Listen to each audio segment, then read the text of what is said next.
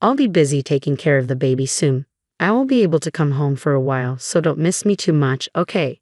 My husband's words cut through me as he packed his things. I stood there, numb, watching him. He seemed unaffected by my feelings, casually laughing and humming as he asked about our son's baby bottle. Except the baby he referred to wasn't ours. It was the child he had with his younger mistress. Yes, this man had abandoned me and our son. My name is Linda, a 42-year-old caregiver. I work part-time, so my income isn't great, but I'm currently studying to become a certified nursing assistant. My family consists of my husband and our son. My husband is 45 years old and works as a manager in a reasonably large company. He has been there for many years. He used to have a reputation as a womanizer, causing me countless tears. I confronted him multiple times, asking who mattered more to him, me or the other women. But despite the pain, I never left him because I loved him deeply. After our son was born, my husband settled into his job, and I balanced work, housekeeping, and parenting as time flew by. Robert, our son, turns 18 this month. He's worked hard through a rebellious phase and is now on the brink of high school graduation, striving to get into his dream college. The thought of him leaving home worries us as parents, though he's grown into a tall, handsome young man poised on the threshold of adulthood. As Robert focused on his college exams, there were evenings when my husband came home late. Initially, I attributed it to his demanding job, but unanswered calls and messages fueled my suspicions. Evidence accumulated, perfume on his suits, stray hairs in the car, that left me doubting, yet I lacked the courage to confront him. Then, during a family dinner one evening, my husband, flushed from alcohol, remarked, "Robert has really grown up, hasn't he? I still feel like a kid sometimes. But you've grown so much taller since middle school, and your face has matured, hasn't it?" Robert, visibly embarrassed by the attention, awkwardly scratched his head. My husband glanced at us casually and remarked, "So you don't need your old man anymore, huh?" "What do you mean?" I was taken aback by the sudden shift in conversation, exchanging puzzled looks with Robert. My husband finished his beer in one gulp and dropped the bombshell. "Well, the thing is, my girlfriend is pregnant." The room fell silent. Girlfriend? Pregnant? It was incomprehensible. I let out a nervous laugh. "You must be joking. You've had too much to drink." "No, it's true. I've been seeing her for a year now. I intended to keep it quiet, but it looks like we're expecting a baby." I stood up abruptly, shielding Robert's ears. He stared at his father, bewildered. "Robert, please go back to your room." "What? This might be the last time we're all together." I haven't had much chance to talk to Robert lately. Let him stay a bit longer, my husband said casually. "How can you say that? I don't understand how you think it's appropriate for our son to hear this." "And what do you mean by the last time?" Anger surged through me, and I raised my voice.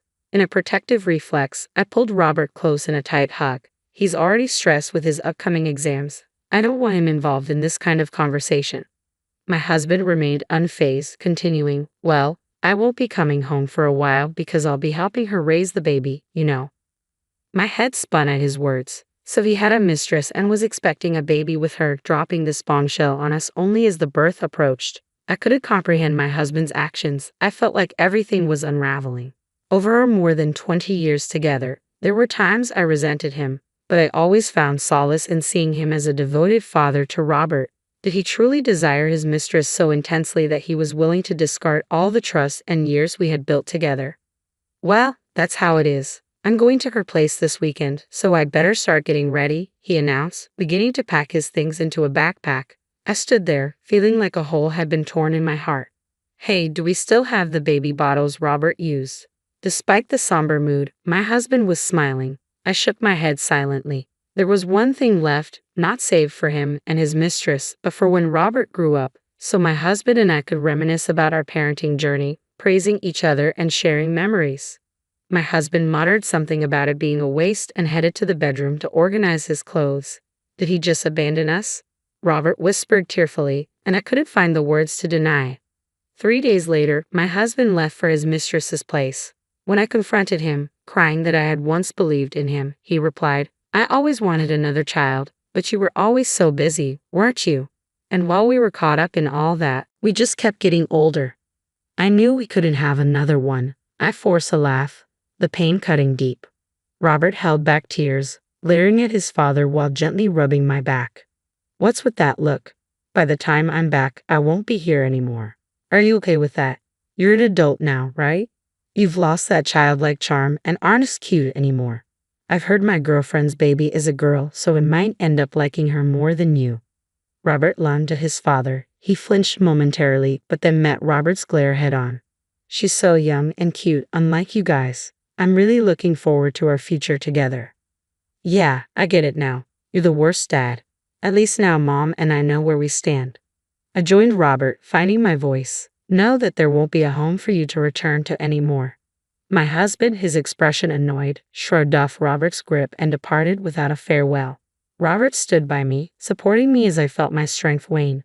We didn't sit idle after learning about my husband's mistress. We had already begun planning our next steps.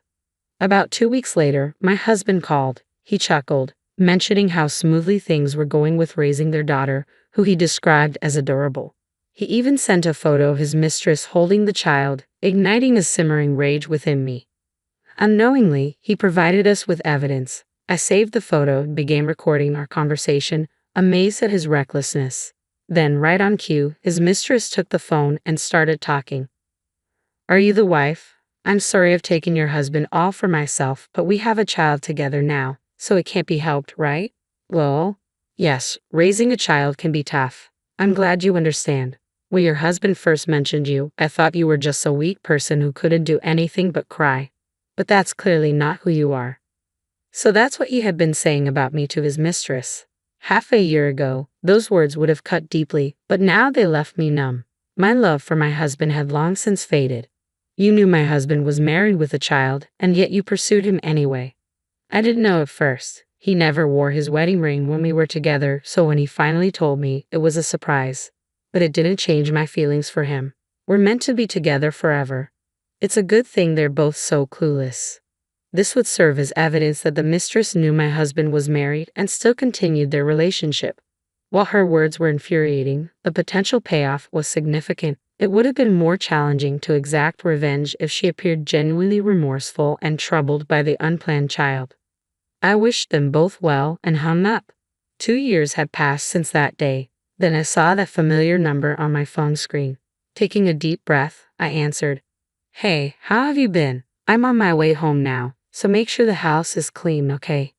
Didn't I tell you there's no home for you to return to? What are you trying to prove? My husband sounded exasperated. Okay, I admit leaving abruptly was wrong, but I can't abandon her to raise the child alone, can I? You're a mother too, you should understand. He still doesn't get it. He hasn't changed since that day. Maybe that's for the best. It confirms that Robert and I made the right choice in taking care of ourselves. I think you misunderstand. There literally is no house for you to return to. I sold it. I heard my husband gasp on the other end of the line. 2 years ago, that day, I made a decision to confront my oblivious husband with everything that had transpired. My son and I grappled with the daunting task of removing him from our lives for good.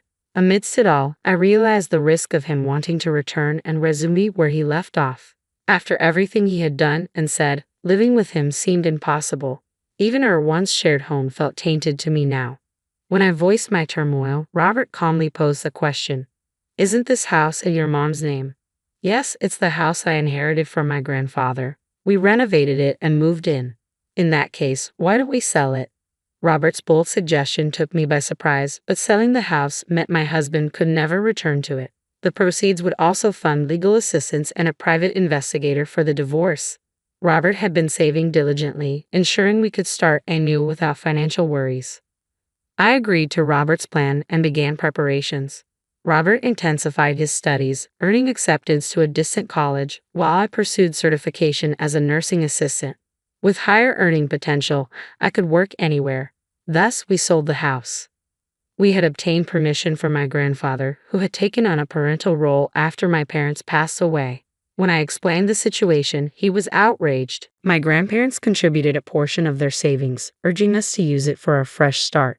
Despite my hesitation, they insisting there was no reason for them to hold onto the money at their age, and pressed an envelope filled with cash into my hands. Their kindness moved me to tears.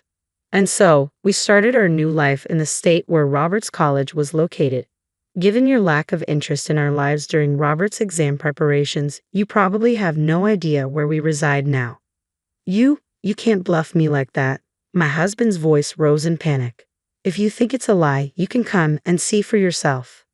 We're busy. We're hanging up now. Hey, wait.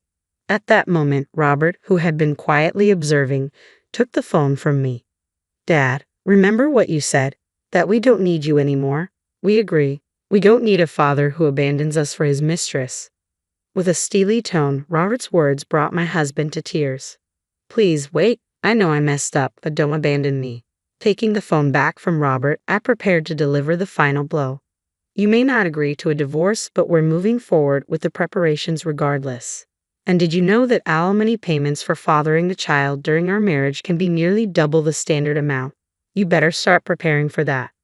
Without waiting for his response, I ended the call. Immediately, my husband tried calling back, but I declined. I refuse any further stress. From now on, he would bear the financial burden of raising a child with his mistress and paying me alimony.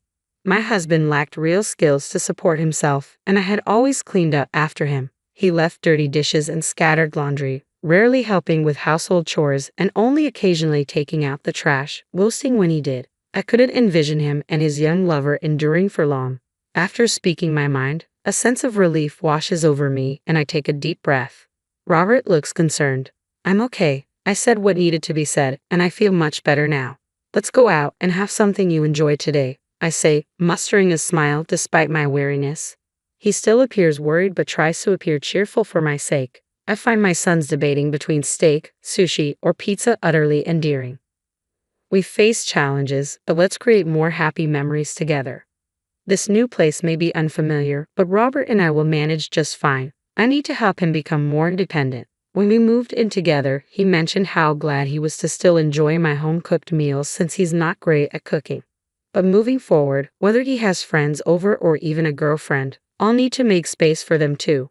Robert is such a caring child, always concerned about me. I worry his girlfriend might eventually find it overwhelming. Teaching him to cook will be essential for his independence, adding to my already busy schedule. With my husband gone, I no longer feel lonely. Thinking about our future, I laugh, feeling refreshed. Knowing he's completely out of my life allows me to live with a clear conscience for the rest of my days. The letter trembled in my hands as I read it for the third time, still unable to process the words swimming before my eyes. My inheritance, nearly $500,000, had been quietly transferred to my twin sister's account 6 months ago. The same sister who'd spent the last year telling me to be patient, that Mom and Dad were working out the details of our shared inheritance. I'm Desiree, and this is how I discovered my perfect sister Talia had stolen my future. Did you know about this?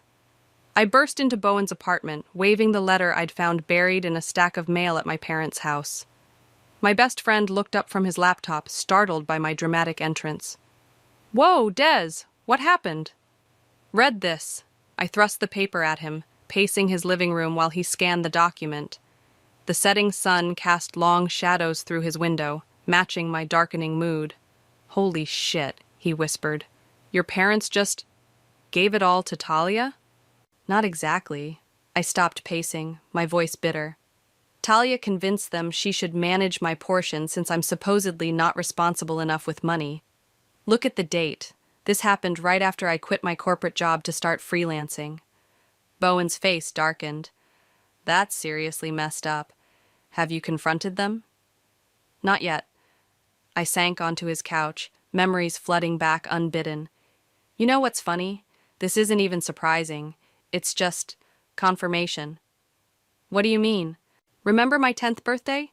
When Talia got a horse and I got riding lessons on her horse?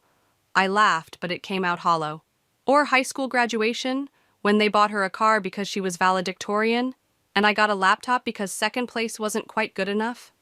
Des. No, really, it's fine. I'm used to being the backup twin, the spare. I stood up again, unable to sit still. But this is different. This is my future they handed over to her. My phone buzzed. Speaking of the devil. Talia's text lit up my screen. Family dinner tonight? Mom's making your favorite. Look at this.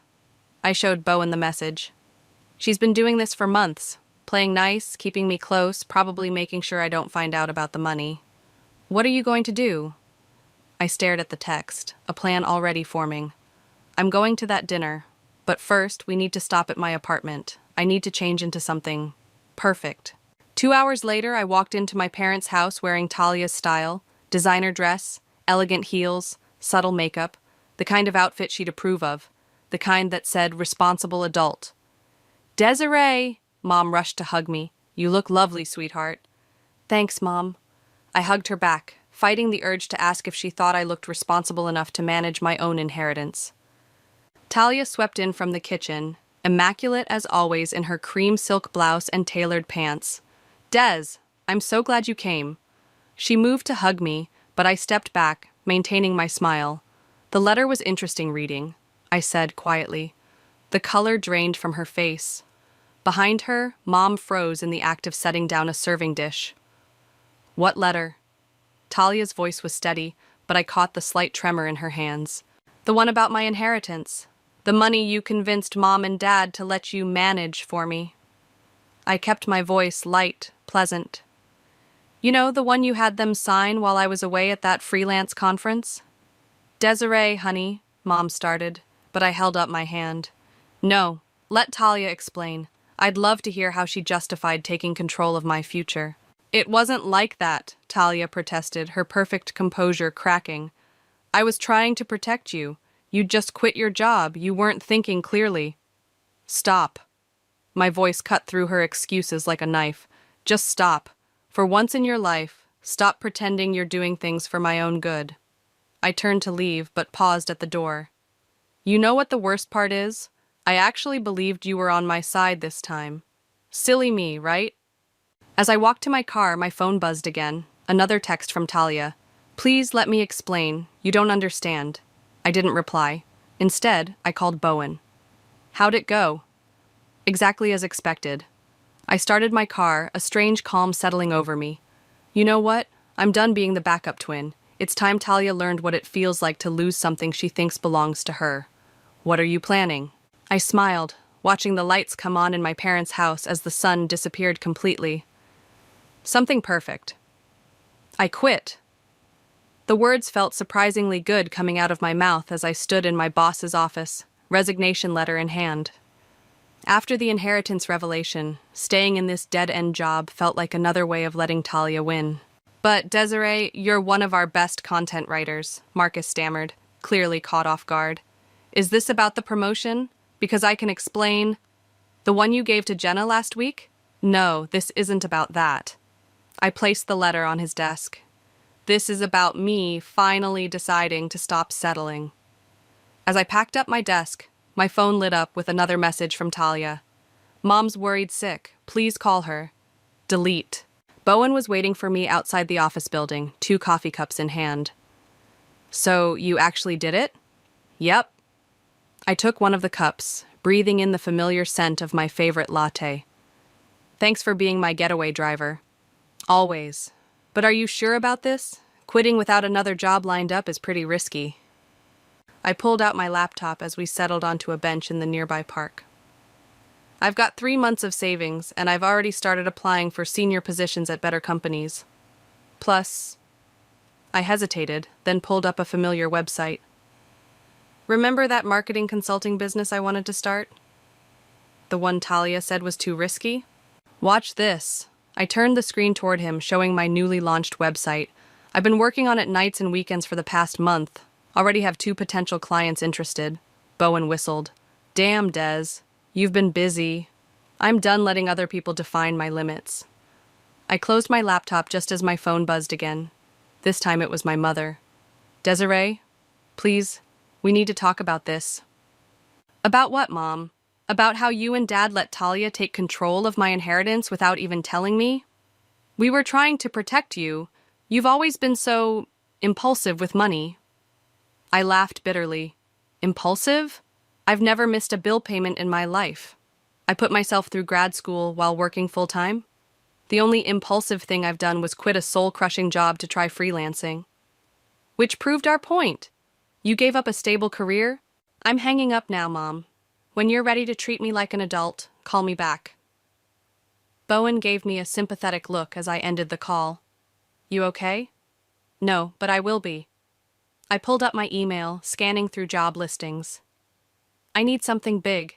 Something that'll show them all I'm not just Talia's less successful twin. Speaking of Talia... Bowen nodded toward the street. My sister was walking toward us, looking perfectly put together as always. Desiree, we need to talk.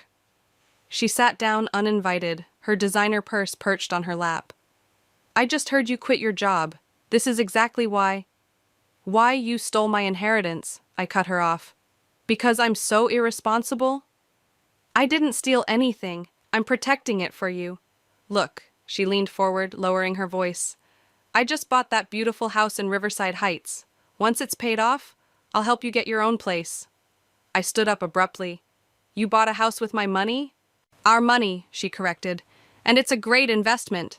In a few years, save it. I gathered my things, hands shaking with anger. You know what, Talia? Keep the money, keep the house, keep playing the perfect daughter. I'm done competing with you. As I walked away, I overheard her talking to Bowen. She's being ridiculous. You know how emotional she gets. This is exactly why Mom and Dad agreed with me about the money. I was halfway down the block when Bowen caught up with me. Des, wait. You need to hear something. What? After you left, Talia mentioned the house is technically under a corporation name for tax purposes. She's just renting it back from the company. I stopped walking. What company? Murphy Heights LLC or something. Why? A slow smile spread across my face. Because, my dear friend, I think I just found my way to beat Talia at her own game. I pulled out my phone and dialed a number I'd saved months ago but never used. Hi, is this Mateo Rogers, the real estate investor? I have a business proposition for you. Bowen raised an eyebrow. What are you planning? Something perfectly calculated, I replied, watching Talia's retreating figure in the distance. For once, I'm going to be the twin who comes out on top. Congratulations, you're hired. The words I'd been hoping to hear came through my phone's speaker as I paced around my apartment. The marketing director position at Rivers & Associates would more than double my previous salary. Thank you so much. I can't wait to start, I replied, trying to keep my voice professional while doing a silent victory dance. As soon as the call ended, I texted Bowen. I got it! My phone rang immediately. Details. Now, he demanded. Full benefits, stock options, and get this, they're giving me a signing bonus. Des, that's amazing. We need to celebrate. Dinner tonight? Can't. I'm meeting with that real estate investor, Mateo. But tomorrow? Deal. And hey, have you told your family about the new job? I snorted. Why would I? So Talia can explain why it's not as impressive as her career? 3 hours later, I sat across from Mateo Rogers in a quiet coffee shop downtown. He looked exactly like his LinkedIn photo. Sharp suit, carefully styled hair, calculating eyes. So, he said, stirring his espresso, you want to buy your sister's house without her knowing it's you. Is that possible? He leaned back, studying me. Legally? Yes. The house is owned by a holding company that's looking to sell. But why the secrecy? Let's just say I want to be sure the deal goes through without emotional complications. Interesting? He pulled out his tablet, swiping through some documents. You know, your sister wasn't exactly forthcoming about certain aspects of the property when she bought it. What do you mean? He glanced around before lowering his voice. The house had some issues. Foundation problems she didn't disclose to the holding company when she started renting. I was the agent who handled that deal. And you're telling me this because I believe in karma. He smiled thinly. The asking price is $850,000. But given these undisclosed issues, we could probably get it for much less. Say, $720,000? I did some quick math. With my new salary, signing bonus, and savings, I could make this work. And you can keep my name out of it? I have a shell company we can use. Your sister will never know who the real buyer is until you want her to. As we discussed details, my phone buzzed with a text from Mom. Talia told us you got a new job. Why didn't you say anything? Please come to dinner Sunday. I showed Mateo the text. See what I mean about emotional complications? He nodded sympathetically. Family business is always messy. Speaking of which, he hesitated. There's something else you should know about your sister. What? The real reason she got such a good deal on that house initially? She had leverage over the previous owner, information that could have ruined his reputation. I sat back, stunned. She blackmailed him? Let's just say she's not as perfect as she appears. He gathered his papers. Think about the offer. But don't wait too long. Other buyers are interested. Later that evening, I sat in my apartment, staring at Mom's text. Finally, I replied, "Sorry, can't make dinner. Too busy with the new job." My phone rang almost immediately. "Desiree," Mom's voice was strained. "Please don't shut us out. We're proud of you getting this new position." "Really? Did Talia approve of it first?" "That's not fair. Your sister loves you. She's just trying to control me, to keep me in her shadow, to steal my inheritance and buy herself a fancy house." "The house is an investment for both of you." "Right, an investment she made with my money, without my knowledge." I took a deep breath. "Mom, I have to go. I have a meeting to prepare for." After hanging up, I called Bowen. "Remember how we wondered if we should feel bad about my plan to buy Talia's house? Yeah? Turns out she blackmailed the previous owner to get it in the first place. Holy shit, what are you gonna do?" I opened my laptop, pulling up my banking information. "I'm going to call Mateo tomorrow and make an offer." I started typing an email to my new bank. It's time for little Miss Perfect to learn what it feels like to be on the other side of manipulation. "Des, just be careful, okay? You're playing with fire here." "No," I corrected him, hitting send on the email requesting a mortgage pre-approval. "I'm playing Talia's game, and for once, I'm going to win." My phone buzzed with another text from Talia. "Heard about your new job. We should talk about investing your signing bonus wisely." I deleted the message without responding. Soon, very soon, she'd learn what it felt like to have someone else controlling her future. "The offer's been accepted," Mateo announced over the phone. "Congratulations, you're about to become your sister's landlord." I gripped my phone tighter, heart racing. She really has no idea? None. The paperwork's all going through Pacific Shore Holdings, my shell company. As far as Talia knows, she's just getting a new corporate landlord. I allowed myself a small smile. "Perfect. When do we close?" 3 weeks, but heads up, your family's annual charity gala is this weekend, right? Might want to work on your poker face. I froze. How did you know about that? I've crossed paths with your sister before, more than just the house deal. His voice turned serious. Be careful at that gala. Talia has a way of finding out things she shouldn't. The warning echoed in my mind as I entered the grand ballroom Saturday evening. The annual Murphy Family Foundation Gala was Talia's crown jewel, her chance to show off her philanthropic side to all of Hartford's elite. "Desiree!" Mom waved me over to their table. "You look beautiful, sweetheart." I smoothed down my midnight blue gown, deliberately chosen to contrast with Talia's signature white. "Thanks, Mom." "Des." Talia air-kissed my cheek. "I'm so glad you came. I was worried after, well, you know." "Wouldn't miss it," I replied sweetly. "By the way, how's the house?" A flicker of something, guilt, worry, crossed her face. "It's perfect. Actually, I've been meaning to talk to you about that. The holding company that owns it is selling, but I'm sure I can convince the new owners to keep me as a tenant." "Oh? And how do you plan to do that? More blackmail?" Talia's glass froze halfway to her lips. "What did you say?" "Nothing. Just wondering if you'll use the same tactics you used on the previous owner." Her face went pale. "Who told you?" "Ladies!" A tall man in an expensive suit approached our table. "Talia, the director of the Children's Hospital would love to discuss your donation pledge." "Of course." Talia recovered quickly, but her hands were shaking slightly as she stood. "We'll finish this conversation later, Des." I excused myself to the bathroom, needing a moment alone. As I touched up my lipstick, I overheard voices from the adjacent powder room. "Can't believe Talia's pulling this off," a woman was saying.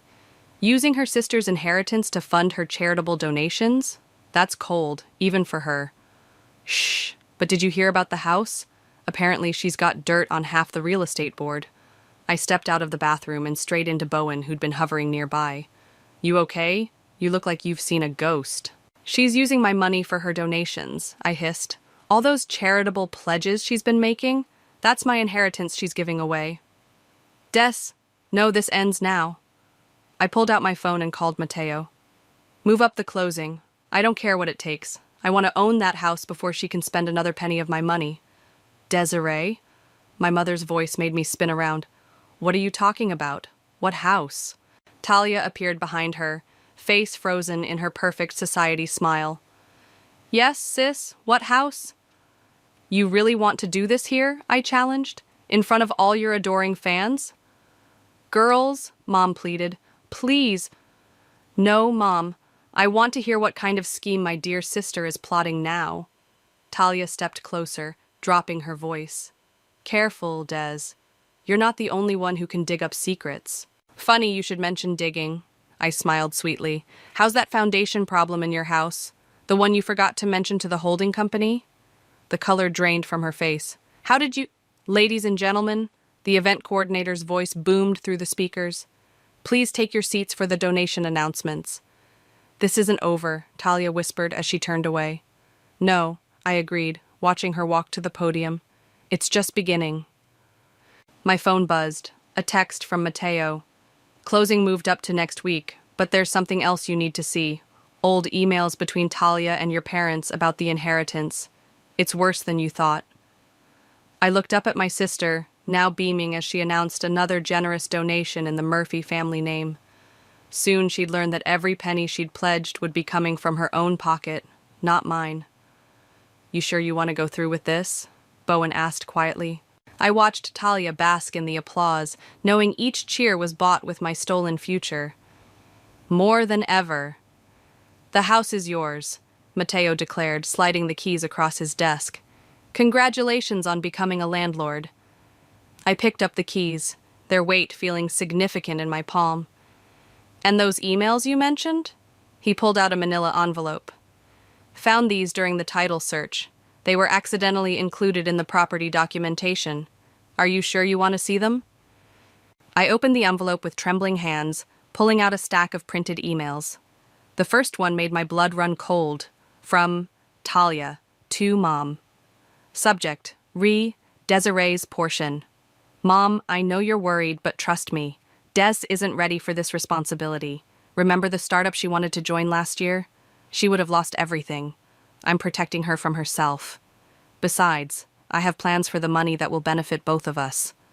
There's more, Mateo said quietly. Keep reading. Each email revealed more manipulation, more lies. Talia hadn't just convinced our parents to give her control. She'd orchestrated a systematic campaign to undermine my credibility for years. My phone buzzed. Speak of the devil. Des? The property management company just informed me they're doing a final walkthrough tomorrow. Something about new ownership? Talia's voice was tense. You wouldn't happen to know anything about that, would you? Why would I? I kept my voice neutral. I'm not responsible enough to handle real estate dealings, remember? Cut the attitude. I need to know if you're involved in this. Goodbye, Talia. I hung up and turned to Mateo. How long should I wait before telling her? The new rental agreement needs to be signed by the end of the week. He hesitated. But there's something else you should see first. He led me upstairs to what would now be Talia's rented house. The place was immaculate, exactly what you'd expect from my perfect sister. But Mateo headed straight for a built-in bookcase in the study. Watch this, he said, pulling out a specific book. The bookcase swung forward slightly, revealing a hidden compartment. Inside was a leather-bound journal. Is this— Your sister's diary. Found it during the inspection. Normally, I wouldn't show this to anyone, but given the circumstances— I opened it to a random page and started reading. Another perfect dinner, another perfect speech, another perfect lie. Mom and Dad beam at me while Des sits there, trying so hard not to show how much it hurts. Sometimes I want to scream at them. Don't they see how their favoritism is destroying us both? But I can't stop. The moment I show weakness, everything falls apart. This can't be real, I whispered. Keep reading, Mateo urged. The inheritance money. I told myself I was protecting her, but am I just protecting myself? If Des succeeds on her own, what does that make me? The golden child who needed every advantage to stay ahead. Bowen's voice from the doorway made me jump. I thought I'd find you here. How did you... Mateo called me. Said you might need a friend after reading those emails. He looked at the diary in my hands. What's that? I handed it to him. Turns out the perfect sister isn't so perfect after all. Des, he said after reading a few pages, this changes things. Does it? She still stole my inheritance. She still manipulated our parents. True, but... My phone interrupted him. Another text from Talia. Please tell me you're not behind this. I can't lose this house. There are things you don't understand. I stared at the message, then at the diary, then at the keys in my hand. What would you do? Bowen sat down in one of Talia's expensive armchairs. Honestly, I'd think very carefully about what victory looks like here. Meaning? Meaning you have a choice. You can destroy her, like she nearly destroyed you, or what? Or you can be better than her. He picked up the diary. This shows she's human, Des. Flawed, scared, and human. I walked to the window, looking out at the manicured garden Talia had so carefully maintained. I need to think. Don't think too long, Mateo advised. That rental agreement needs a signature, either from her or from whoever replaces her. My phone buzzed again, this time with an email from Mom. Talia's crying in my kitchen. Whatever's happening with the house, please. She's still your sister. I looked at the diary, the keys, the emails exposing years of manipulation. The tools for perfect revenge were all in my hands.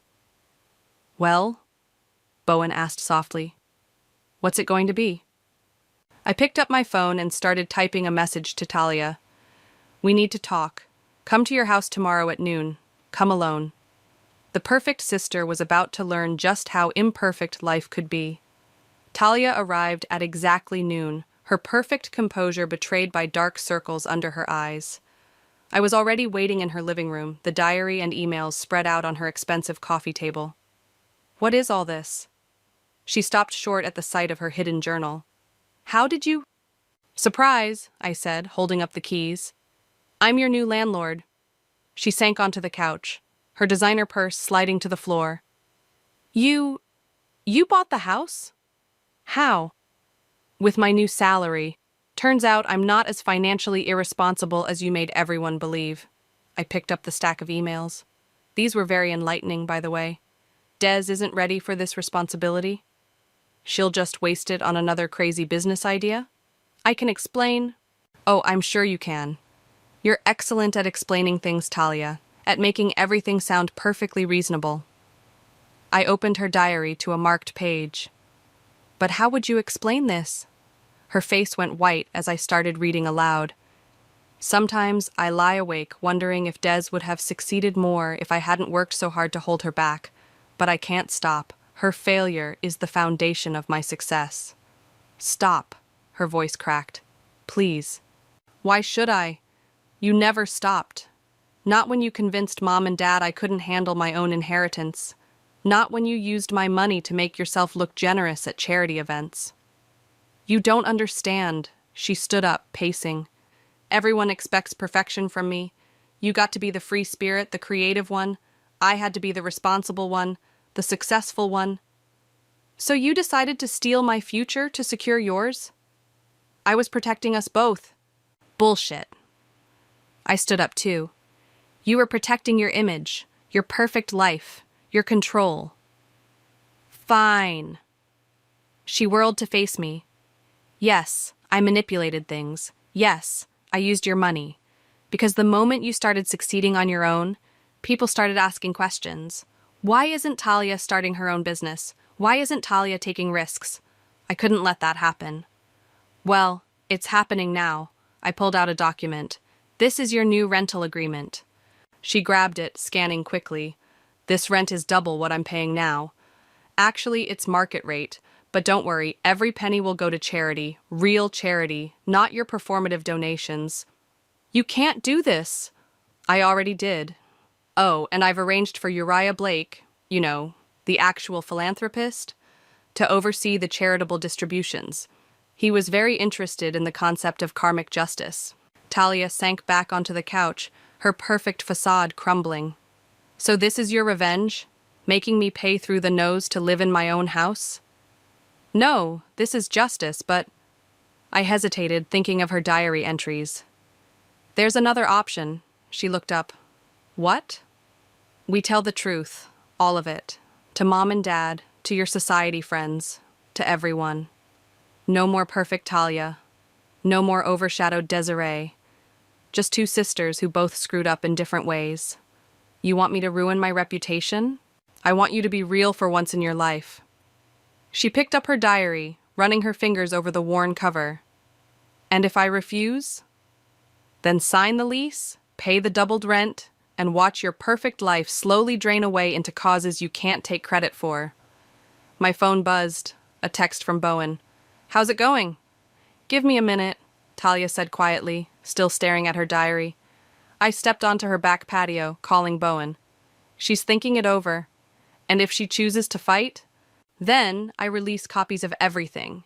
The emails, the diary, proof of her blackmail schemes, to everyone who matters in her carefully curated world. Des! Talia's voice called from inside. I have to go, I told Bowen. Time to see if the perfect sister can handle being human. I walked back in to find Talia holding both documents, the rental agreement and a confession letter I'd drafted. She looked up at me, tears streaking her mascara. You know what the worst part is? She said softly. I've been so jealous of your freedom, your courage to fail and try again. I've been living in a prison of perfection, and I used your inheritance to gild the bars. She picked up a pen.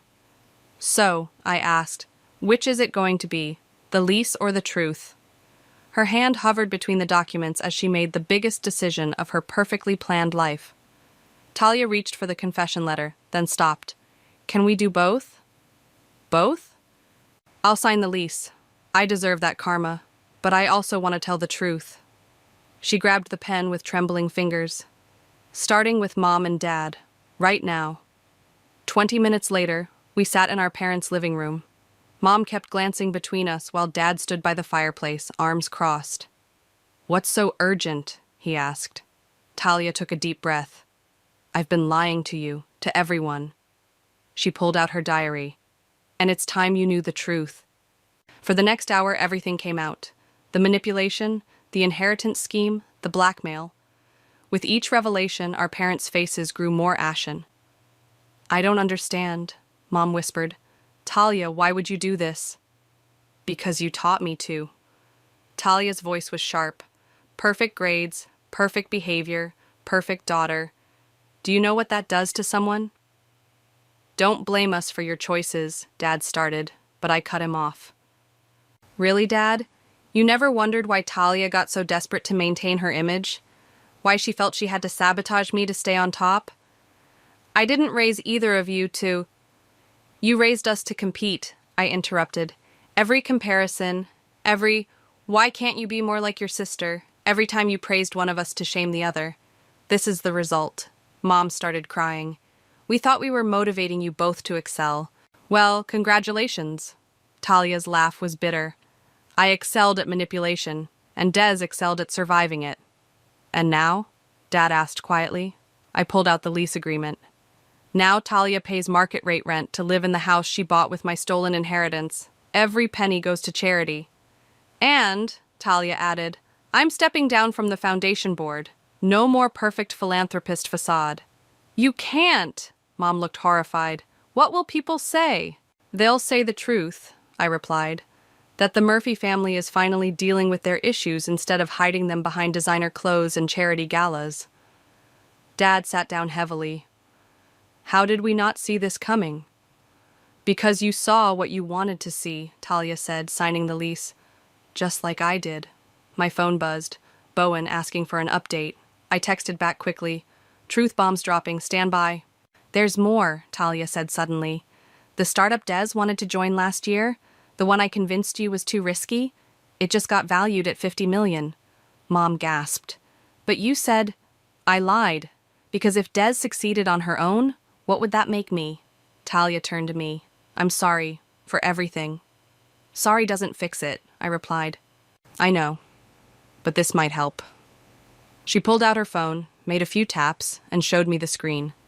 She'd just transferred half her savings to my account. It's not all of the inheritance, but it's a start. Dad cleared his throat. We should have protected you both better, from each other and from our expectations. Little late for that, I said, but without heat. Maybe, Mom wiped her eyes, but it's not too late to do better. Talia stood up. I'm calling an emergency foundation board meeting tomorrow. They need to know everything. Your reputation, Mom began, is built on lies, Talia finished. Time to build something real instead. As we left our parents' house, Talia turned to me. I know this doesn't fix everything between us. No, it doesn't. But maybe, she hesitated, maybe we can start over? Not as perfect sister and backup twin, but just as sisters? I looked at her. Really looked at her. The perfect makeup couldn't hide her exhaustion. The designer outfit couldn't conceal her relief at finally dropping the act. We can try, I said finally. But first, you need to make things right with everyone you've manipulated. I know, starting with the foundation board tomorrow, she managed a weak smile. Want to come watch your perfect sister fall apart in public? Wouldn't miss it. My phone buzzed again, this time with a text from Mateo. How'd it go? I looked at Talia, who was already making calls to arrange tomorrow's meeting. For the first time in years, she looked human. It went better than expected, I replied.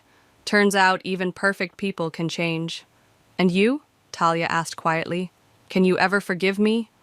I thought about the diary entries, the desperate need to maintain perfection at any cost. Ask me again after you've made things right. She nodded, understanding this wasn't the end, but maybe, just maybe, it was a beginning. Ready? I asked Talia as we stood outside the foundation's boardroom. No. She smoothed her simple black dress, no designer labels today. But I'm doing it anyway. Inside, the board members sat expectantly. These were Hartford's elite, the people who'd worshipped perfect Talia for years. Mom and Dad sat in the back, looking uncomfortable. Thank you all for coming, Talia began, her voice shaking slightly. I've called this meeting because I need to confess something. For the next 30 minutes, she laid it all out. The stolen inheritance, the manipulated donations, the carefully crafted lies. With each revelation, the room grew colder. So every donation I've made this year, she concluded, was with money I stole from my sister. Silence. Then chaos erupted. This is outrageous! We trusted you.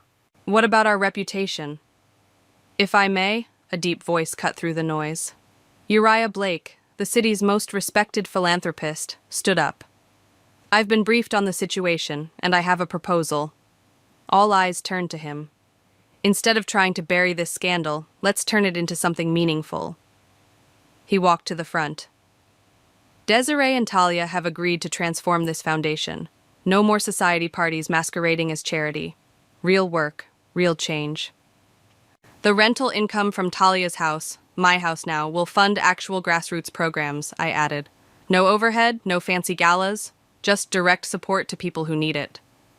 And I'll be stepping down as chair, Talia said. But not before helping transition the foundation into something authentic. More murmuring, but different now. Thoughtful rather than angry.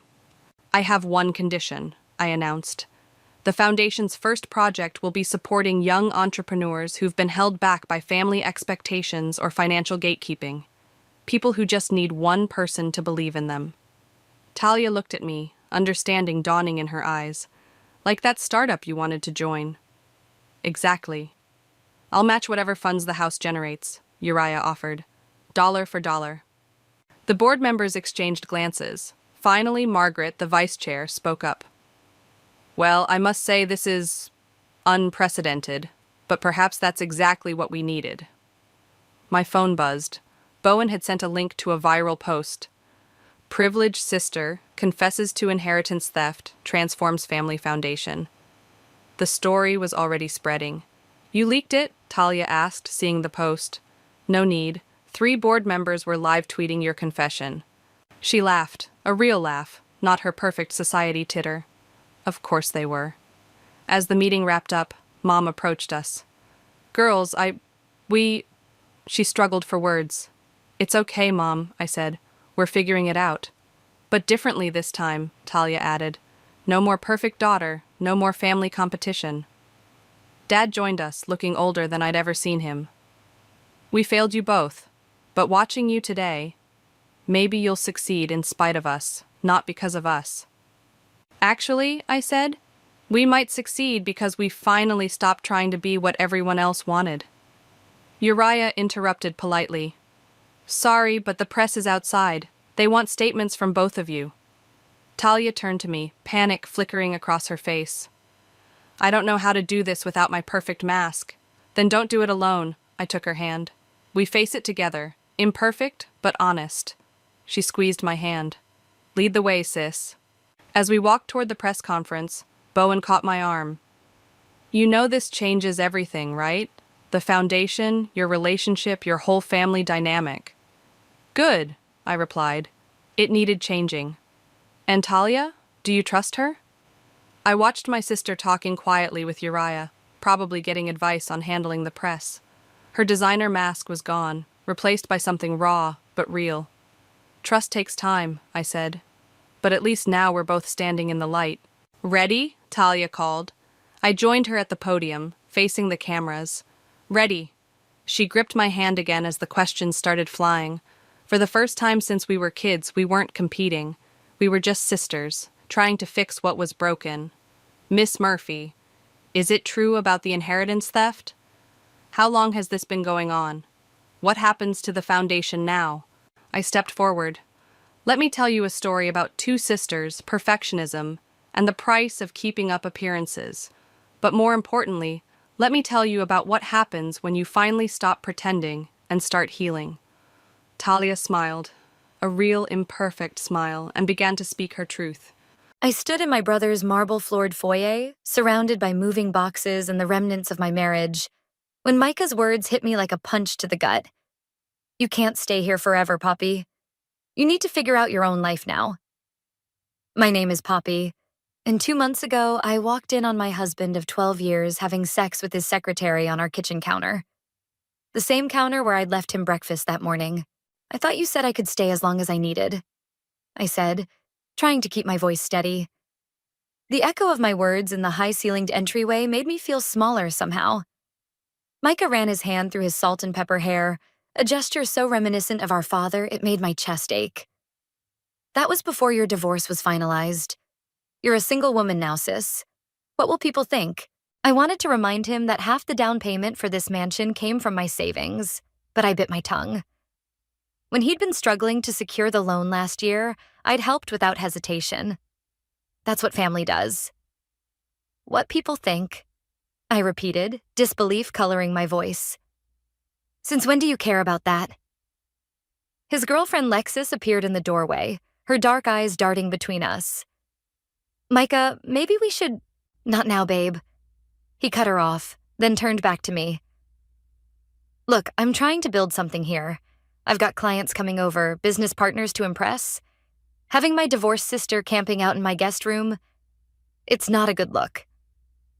My phone buzzed. A text from Savannah. Coffee? You sound like you need it. I'll be out by the weekend, I said, my voice clipped. I grabbed my purse and headed for the door, catching Lexis's sympathetic glance as I passed.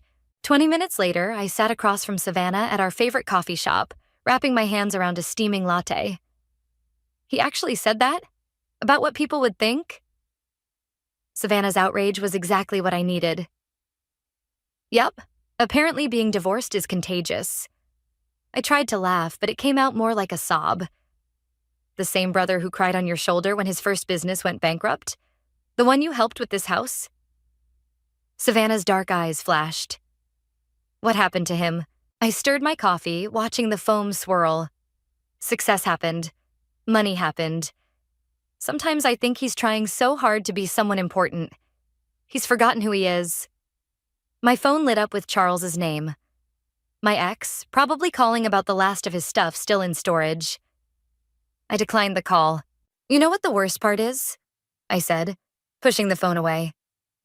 When I caught Charles cheating, Micah was the first person I called. He showed up at my house at midnight, helped me pack, told me everything would be okay. I swallowed hard. He promised he'd always have my back. Savannah reached across the table and squeezed my hand. What are you going to do? Find an apartment, I guess. Start over. The words tasted bitter. And let him get away with this? Savannah's eyebrows shot up. After everything you've done for him? What choice do I have? You always have choices, Poppy. You're just too nice to see them sometimes. Back at Micah's house that evening, I found Lexus alone in the kitchen making dinner. She glanced over her shoulder as I entered. I'm sorry about earlier, she said softly. I tried talking to him, but it's not your fault. I opened the fridge, grabbing a water bottle. He's changed, hasn't he? Lexus put down her knife, turning to face me. He's obsessed with this image he's trying to build. Sometimes I barely recognize him anymore. Join the club, I muttered. Poppy? Micah's voice boomed from his home office. Can you come here for a minute? I shared a look with Lexus before heading down the hallway. Micah sat behind his massive desk, looking every bit the successful businessman in his tailored shirt and designer watch. The watch I'd helped him buy for his 40th birthday. I've been thinking, he said, not looking up from his computer. You should be out by Wednesday. I've got important clients coming for dinner Thursday, and we'll need the guest room for their driver. I stood there, staring at my brother. This stranger wearing my brother's face. And something inside me snapped. Wednesday it is, I said quietly. But Micah? He finally looked up. Be careful what you wish for.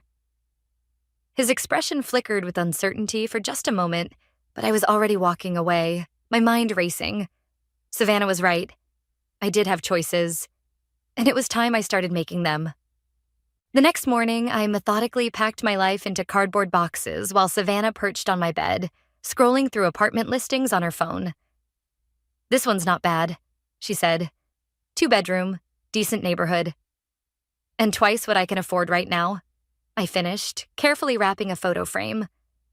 It was an old picture of Micah and me at our father's funeral, arms around each other, holding each other up. I slipped it into the box without looking at it again. You know what kills me? I said, taping the box shut. I have $500,000 tied up in this house, and I'm the one looking for a cramped apartment. Savannah's head snapped up. Wait, what? I hadn't told anyone about the money. It had been a private arrangement between siblings, sealed with trust rather than proper documentation. When Micah was trying to buy this place, he was short on the down payment. I helped him out. Please tell me you got that in writing. Savannah's voice was sharp. I started to shake my head, then stopped. Actually, I dove for my laptop bag, pulling out an old leather portfolio I'd inherited from Dad. Inside were various documents he'd left us. His will, some insurance papers, and... Here it is. My hands trembled as I unfolded the document. Dad always insisted we put everything in writing, even between family. Especially between family. Savannah snatched the paper, her eyes widening as she read. This is a legal agreement for co-ownership of any property purchased using these funds. Poppy, this makes you a 50% owner of this house. I finished. Dad made us both sign it before he died. He said it was to protect us both. Your father was a smart man. Savannah was already pulling out her phone. My cousin Marcus is a real estate lawyer. You need to talk to him, now. 2 hours later, I sat in Marcus's downtown office, watching him review the document. This is solid, he said finally, looking up at me. Your father had this properly drafted. The language is clear. Any property purchased using these funds would be jointly owned. Did Micah use the money? I pulled out my phone, showing him the bank transfer records. Every penny went into this house. Marcus leaned back in his chair. Then congratulations, you own half of your brother's dream home. What do I do now? I asked, my voice barely above a whisper. That depends, Marcus said, folding his hands on his desk. What do you want? Before I could answer, my phone buzzed. A text from Lexus. Can we meet? Alone? I met her at a small cafe 3 blocks from the house. She was already there, fidgeting with her coffee cup. I found something, she said as soon as I sat down. I was helping Micah organize his office, and I saw the original mortgage documents. Your name isn't on them. No, I said. It wouldn't be. The money was given as a gift, officially. But it wasn't a gift, was it? Lexus's eyes were intense. He's been talking about selling the house. He's got some potential buyers coming next month. My stomach dropped. Selling it? He says it's time to upgrade. There's a place in the hills he's had his eye on. She hesitated. Poppy, he's not planning to pay you back. I pulled out the document from my father and slid it across the table. Lexus read it, her face growing pale. Oh my God, she whispered. Does he know about this? He signed it, but I don't think he remembers. I took the paper back. Or maybe he doesn't think I remember. My phone buzzed again. Micah. Where are you? Need the guest room cleared today. Today? Lexus's eyes widened. But he said Wednesday. I stood up, suddenly energized. I need to make some calls. Thank you, Lexus, for everything. What are you going to do? I thought about Micah's smug face behind his expensive desk, about the way he'd dismissed me like I was nothing, about how he'd forgotten who we used to be to each other. I'm going to remind my brother about karma, I said, and about Dad's favorite saying, always get it in writing. Back in my car, I called Marcus. I want to file the paperwork, I said. All of it, today. Are you sure? This will change everything with your brother. I looked up at Micah's house, our house, gleaming in the afternoon sun. He already changed everything. I'm just making it official. As I hung up, another text from Micah appeared. Called a cleaning service for tomorrow. Need the room empty by tonight. I smiled, thinking about the stack of legal documents about to land on his desk. Don't worry, big brother, I muttered. I'm not going anywhere. The courier arrived at exactly 4:30 p.m. I watched from my car across the street as he rang the doorbell and handed Micah a thick envelope. Even from this distance, I could see my brother's confident posture stiffen as he read the return address. Marcus Reynolds, attorney at law. My phone rang. Savannah, are you actually sitting outside your own house right now? Technically, it's only half my house, I said, watching Micah disappear inside with the envelope. And yes, I am. You're crazy, she laughed. But I love it. Has he opened it yet? Before I could answer, my phone buzzed with an incoming call. Micah. I should take this, I told Savannah. Wish me luck. I switched calls. Hello, brother. What the hell is this? His voice trembled with rage. Some kind of joke? The document's pretty clear, Micah. Dad made sure of that. I kept my voice steady. Remember when he made us both sign it? You said it was unnecessary because we'd always look out for each other. That was 10 years ago. You can't seriously what? Expect you to honor a legal agreement? Expect you to treat me like family? I watched the front door slam open as he stormed out, phone to his ear, scanning the street. I started my car. By the way, I won't be out by tonight. Or Wednesday. Or ever, actually. I think I'll stay in my half of the house. Your half? He spotted my car and started walking toward it. You're delusional. I'm calling my lawyer. Good idea. Have them look at the property records while you're at it. Marcus filed the paperwork this morning. I pulled away from the curb as Micah reached it, watching in my rearview mirror as he stood there, getting smaller and smaller. An hour later, I sat in Marcus's office again, this time with Lexus. He's furious, she said, wringing her hands. I've never seen him like this. He threw his phone across the room. Marcus spread out several documents on his desk. Let him be furious. The law is clear. The agreement is binding and the money trail is documented. Poppy owns 50% of that property. What happens now? I asked. Well, he can't sell without your consent. Can't take out additional loans against it either. And Marcus smiled slightly. He can't evict you. My phone lit up with a text from our mother, Caroline.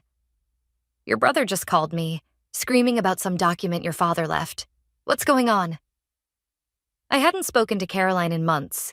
She'd sided with Charles during the divorce, saying I should have tried harder to make it work. I should call her, I said, standing up. Wait. Lexus grabbed my arm. There's something else you should know. Those buyers coming next month? They're not just buyers. Micah's been planning to turn the house into a corporate retreat center. He's got investors lined up and everything. Marcus's eyebrows shot up. Without disclosing co-ownership? That's fraud. He thought I'd never find out about the agreement, I said. Or that I'd be too nice to use it. My phone buzzed again. A text from Micah. My lawyer wants to meet. Tomorrow, 10 a.m. Don't go alone, Marcus warned. In fact, don't go at all. Let me handle it. I thought about all the times I'd backed down, played nice, kept the peace. About Charles's smirking face when he'd told me I was too predictable. About Micah's dismissive wave when he'd told me to leave. No, I said. I want to be there. I want to see his face when he realizes what's happening. Poppy, Lexus started. It's not about revenge. I cut her off. It's about respect, about consequences, about family meaning something more than just a convenient arrangement. Marcus nodded slowly. I'll set up the meeting here. Neutral ground. That evening, I drove back to the house. Micah's car was gone, but lights blazed in every window. I used my key, my legal right now, and walked in. The cleaning service had been through. The guest room was spotless, sterile, empty. I set my bag down and pulled out the old photo of Micah and me at Dad's funeral. You were right, Dad, I whispered, running my finger along the frame. Always get it in writing. My phone buzzed one last time. Caroline. I'm coming into town. We need to talk. All of us. I placed the photo on the nightstand and sat on the bed. My bed now. Tomorrow would bring lawyers and arguments, family drama, and hard conversations. But tonight, in this room that my brother had tried to take from me, I finally felt something I hadn't felt since walking in on Charles and his secretary. I felt powerful. Marcus's office felt colder than usual as I sat across from Micah and his lawyer, a sharp-faced woman named Rita, who hadn't stopped scowling since she walked in. This is ridiculous, Micah said, tossing the agreement onto the conference table. It was a different time, a different situation. Poppy gave me that money as a gift. Actually, Marcus slid forward a stack of papers. Your sister never signed a gift declaration. The only document both parties signed was this co-ownership agreement. Rita leaned forward, adjusting her glasses. My client is prepared to offer a buyout. No. The word came out stronger than I'd expected. Be reasonable, Micah snapped. I'll give you your money back with interest. Like you were planning to do when you sold the house to those investors? I watched his face pale. Yeah, Lexus told me about your corporate retreat plans. Rita's scowl deepened. Miss, if you're attempting to blackmail... Blackmail? I laughed. I'm just stating facts. My brother tried to sell property he only half owns without disclosing that fact to investors. That's fraud, isn't it, Marcus? Marcus nodded slowly. It would be, yes. Quite serious, actually. The door opened and Caroline walked in, her heels clicking on the hardwood floor. Sorry I'm late. Traffic was terrible. Mom? Micah stood up. What are you doing here? Sitting down with both my children and figuring out what the hell happened to them. She took a seat at the head of the table. When did you two stop being family and start being enemies? Ask her. Micah pointed at me. She's the one threatening legal action. After you tried to throw me out on the street, I shot back. After I helped you buy that house, after I supported you through everything. Enough. Caroline's voice cracked like a whip. Micah, is what your sister's saying true? Did you try to evict her? It's my house, he muttered. Half your house. Marcus corrected quietly. My phone buzzed. A text from Savannah. How's it going? Need backup? Before I could respond, Rita cleared her throat. Perhaps we could discuss a compromise. Joint ownership with clear terms about usage and eventual sale. No sale, I said firmly. I'm not selling my share. You can't just move in and... Actually, she can, Marcus interrupted. That's exactly what co-ownership means. Micah slumped in his chair. This is insane. I have plans for that property. Investments lined up. Should have thought about that before trying to kick me out, I said. Or before forgetting who helped you get that house in the first place. Caroline reached into her bag and pulled out an old envelope. I found this in your father's things. He left instructions to give it to you both if you ever ended up like this. She handed us each a letter. I opened mine with trembling fingers. Dad's familiar handwriting filled the page. If you're reading this, you've forgotten what matters most. Money comes and goes, but family is forever. The agreement I made you sign wasn't just about property. It was about trust, about having each other's backs. Don't let pride destroy what matters most. I looked up to see Micah staring at his own letter. His face softened for the first time today. I never wanted this, I said quietly. I just wanted my brother back. The room fell silent. Rita shuffled her papers uncomfortably while Marcus watched us carefully. The investors are coming next week, Micah finally said. I can't just cancel. Then don't. I leaned forward. Show them the property, but tell them the truth. That it's co-owned and any deals will need both owners' approval. And then what? Then we talk, like family, about what this house means to both of us. Caroline stood up. You're both coming to dinner tonight. No lawyers, no documents, just family trying to find their way back to each other. I have plans, Micah started. Cancel them. Caroline cut him off. Some things are more important than business, son. Your father knew that. It's time you remembered it too. As we filed out of Marcus's office, Lexis was waiting in the lobby. She took one look at Micah's face and wrapped her arms around him. Figure it out? She asked. Working on it. He mumbled into her shoulder. I watched them, remembering how Micah used to hug me like that when I was hurting. Somewhere under all his ambition and pride, that brother still existed. I just had to find him again. My phone buzzed one last time. A text from Charles. Heard about the house situation. Karma's a bitch, isn't it? I deleted the message without responding. This wasn't about karma or revenge anymore. It was about something much more important. It was about finding our way home. Caroline's kitchen hadn't changed in 20 years. The same yellow curtains, the same worn wooden table where Micah and I had done our homework, fought over breakfast, and shared our dreams. You're both terrible cooks, Caroline said, stirring a pot of her famous pasta sauce. Just like your father, that man could burn water. Remember when he tried to make Christmas dinner? I smiled despite myself. The turkey was still frozen in the middle. We had Chinese takeout. Micah added softly. It was the first thing he'd said since we arrived. Caroline set 3 plates on the table. Eat, then we talk. The silence as we ate was heavy with unspoken words. Finally, Caroline put down her fork. Your father would be heartbroken to see you like this. Dad's not here, Micah said sharply. He's not here to see how hard I've worked, what I've built. What we built, I corrected. Together. Fine. Micah slammed his hand on the table, making the plates rattle. You helped with the house, but I'm the one who turned it into something valuable. I'm the one who made the connections, found the investors, while treating me like I was nothing. My voice cracked. I lost everything, Micah. My marriage, my home.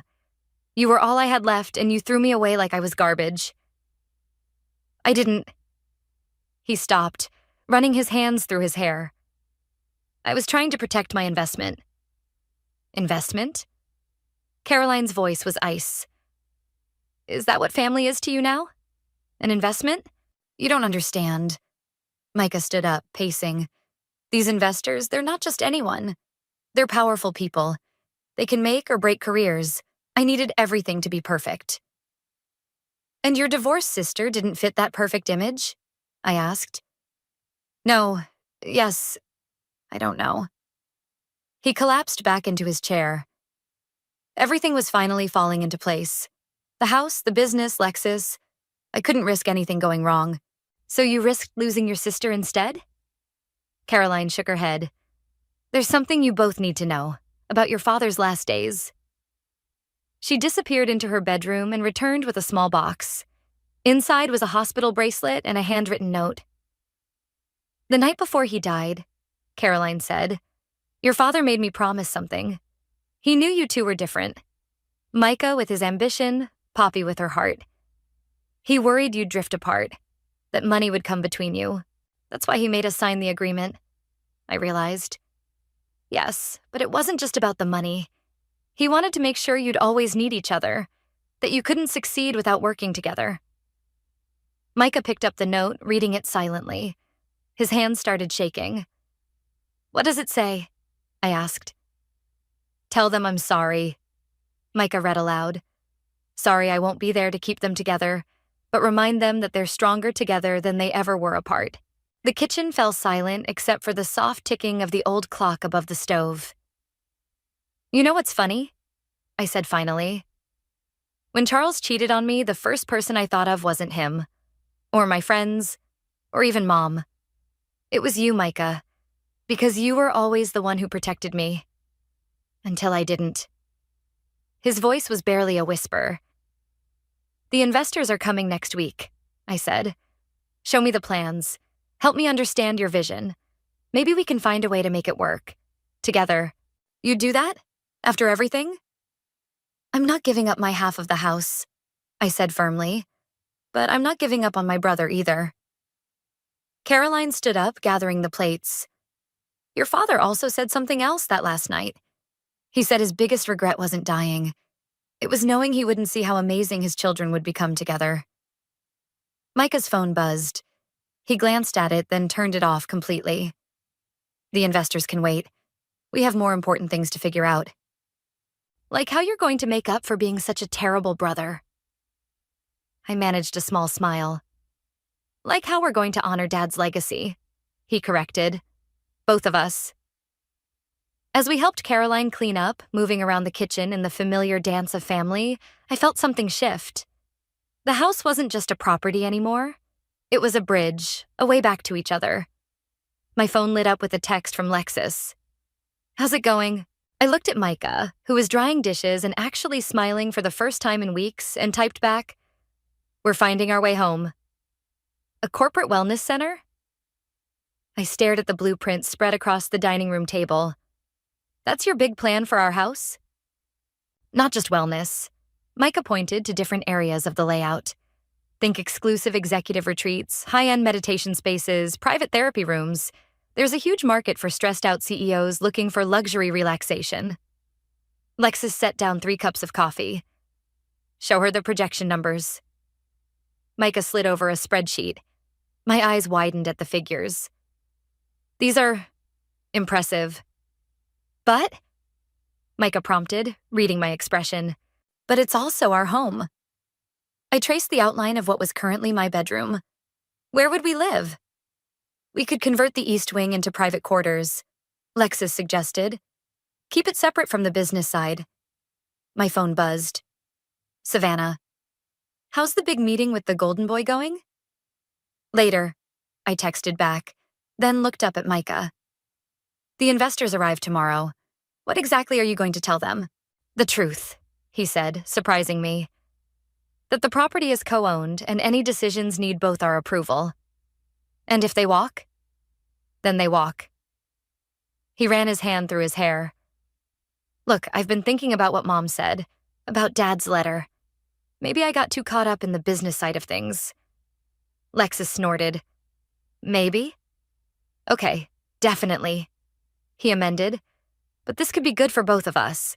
We could build something together, like Dad wanted. The doorbell rang. Lexus went to answer it, returning with Caroline and... Charles? What the hell is he doing here? Micah stood up so fast his chair toppled backward. Charles held up his hands. I came to talk business. Get out, Micah and I said simultaneously. Hear him out, Caroline said. Please. I looked at my mother. You brought him here? He has information about your investors, she said. Information you need to hear. Charles stepped forward, his familiar cologne making my stomach turn. Those investors you're meeting tomorrow? They're not what they seem. What are you talking about? Micah demanded. They're corporate raiders, Charles said. They target family-owned properties, find legal loopholes to force sales. I've seen them do it before. How do you know this? I asked. Because they approached me first, he admitted. Wanted inside information about your situation, about the co-ownership agreement. Micah's face darkened. And you told them? No, Charles said quietly. Whatever happened between Poppy and me, I couldn't do that to her. To either of you. I sat down hard, my legs shaky. Why are you really here, Charles? Believe it or not, to make things right. At least a little. He pulled out a folder. Here's everything I have on them. Their previous deals, their tactics. Use it. Micah snatched the folder, flipping through it. His face grew progressively paler. They've done this 6 times in the last year, he said. Find family-owned properties, exploit internal conflicts. Like a brother and sister fighting over ownership. I finished. Lexus peered over Micah's shoulder at the documents. Look at the fine print in their standard contract. They could force a sale within 6 months. You need to cancel the meeting, Charles said. No, I stood up. We need to show them exactly who they're dealing with. Micah looked at me. What are you thinking? I'm thinking it's time to show them what happens when someone tries to come between family. Charles shifted uncomfortably. I should go. Thank you, I said, surprising myself. For warning us. He nodded once and left, Caroline following after a quick hug for each of us. So, Lexus said into the silence, what's the plan? I looked at the blueprints, then at my brother. Remember how we used to team up against the bullies in school? A slow smile spread across Micah's face. You want to play them at their own game? Better. I pulled out my phone. I want to call Marcus and Rita. Get them both here tonight. We're going to create an ironclad partnership agreement that those raiders can't touch. And then? Lexus asked. Then we show them what happens when they try to mess with the Bennett siblings. Micah reached across the table and squeezed my hand. Together? Together, I agreed. Just like Dad wanted. As Micah made the calls to our lawyers, I looked around at our house. Not his, not mine, but ours. Tomorrow, we'd face those investors as a united front. But tonight, we'd rebuild what mattered most. Our family. My phone lit up with a final text from Savannah. Need backup tomorrow? I smiled and replied, No, I've already got all the backup I need. The investors arrived in sleek black cars at exactly 10 a.m. 3 men and 1 woman, all wearing expressions that probably hadn't changed since their last hostile takeover. Welcome to our home, Micah and I said in unison, standing shoulder to shoulder in the foyer. The lead investor, Robert, raised an eyebrow. Our? Oh, didn't your research team mention?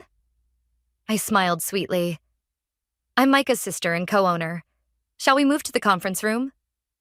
They followed us into what used to be the formal dining room, now transformed into a meeting space. Marcus and Rita sat quietly at opposite ends of the table, a united front of legal representation. Before we begin, the female investor, Amanda, opened her briefcase. We have some preliminary paperwork. Actually, Micah interrupted, we have our own documentation to discuss first. He slid copies of a bound document across the table. Our partnership agreement. Robert barely glanced at it. We were under the impression this property was solely owned by Micah. Common mistake, I said. One that could have led to some unfortunate legal complications. Good thing we cleared that up early, right? The other two investors, who hadn't introduced themselves, exchanged glances. Perhaps, Amanda said smoothly, we should discuss our vision for this property. Of course. Micah stood up. But first, coffee? Lexus? Lexus entered with a tray of coffee and pastries, setting them down just as Caroline walked in. Oh, I'm sorry, she said, perfectly timed. I didn't realize you had a meeting. I just dropped by to discuss the family trust's interest in the property. Robert's jaw tightened. Family trust? Mom's our financial advisor, I explained, watching their faces fall. She helps manage our family's real estate portfolio, which is extensive, Caroline added, sitting down. Though this property holds special sentimental value. My late husband made sure of that. Marcus cleared his throat. Perhaps we should discuss the specific terms of your proposal? Amanda opened another folder. We're prepared to offer significantly above market value. Interesting, I cut in, because we had our own proposal in mind. I nodded to Micah. He clicked a remote, bringing up our wellness center plans on the wall screen. We're not looking to sell. We're looking for investors in this concept. Minority investors. With no controlling interest, Rita added helpfully. Robert's face reddened. This isn't what we discussed. No, Micah agreed. It's better. A guaranteed 15% return on investment with none of the legal complications of trying to force a sale through loopholes or family conflicts. Amanda's professional mask slipped. I don't know what you're implying. We're not implying anything, I said, sliding forward the folder Charles had provided. We're stating facts, like your company's interesting pattern of acquiring family properties through, let's call them aggressive tactics. The silent investors finally spoke up. This meeting is over. Is it? Caroline asked. Because I've already shared your company's history with my extensive network of family-owned businesses in the area. They found it fascinating. Robert stood up, straightening his tie. You clearly have no interest in a legitimate business deal. On the contrary, Micah said, we're offering you one. Just not the kind where you get to tear apart a family legacy. Your choice, I added. Legitimate investment opportunity or a very public exposure of your business practices. My friend Savannah is a business journalist, by the way. She's very interested in corporate ethics stories. The room fell silent except for the soft ticking of the grandfather clock in the corner. The one Dad had restored himself. Amanda closed her briefcase. We'll be in touch. No, I said firmly. You won't. They filed out, their expensive shoes clicking on the marble floor. As soon as the door closed, Lexus burst out laughing. Their faces, she gasped, when Caroline walked in. Marcus gathered his papers. I don't think they'll be bothering you again. But others might, Rita warned. You should be prepared. We are, Micah said, looking at me. We're stronger together, right? Caroline hugged us both. Your father would be so proud. After the lawyers left, Micah, Lexus, and I stood in the foyer looking around at our home, really seeing it for the first time in weeks. So, Lexus said, about that wellness center idea? It's actually not bad, I admitted, with some modifications. Like what? Micah asked. Like making sure it helps people who really need it, not just rich executives.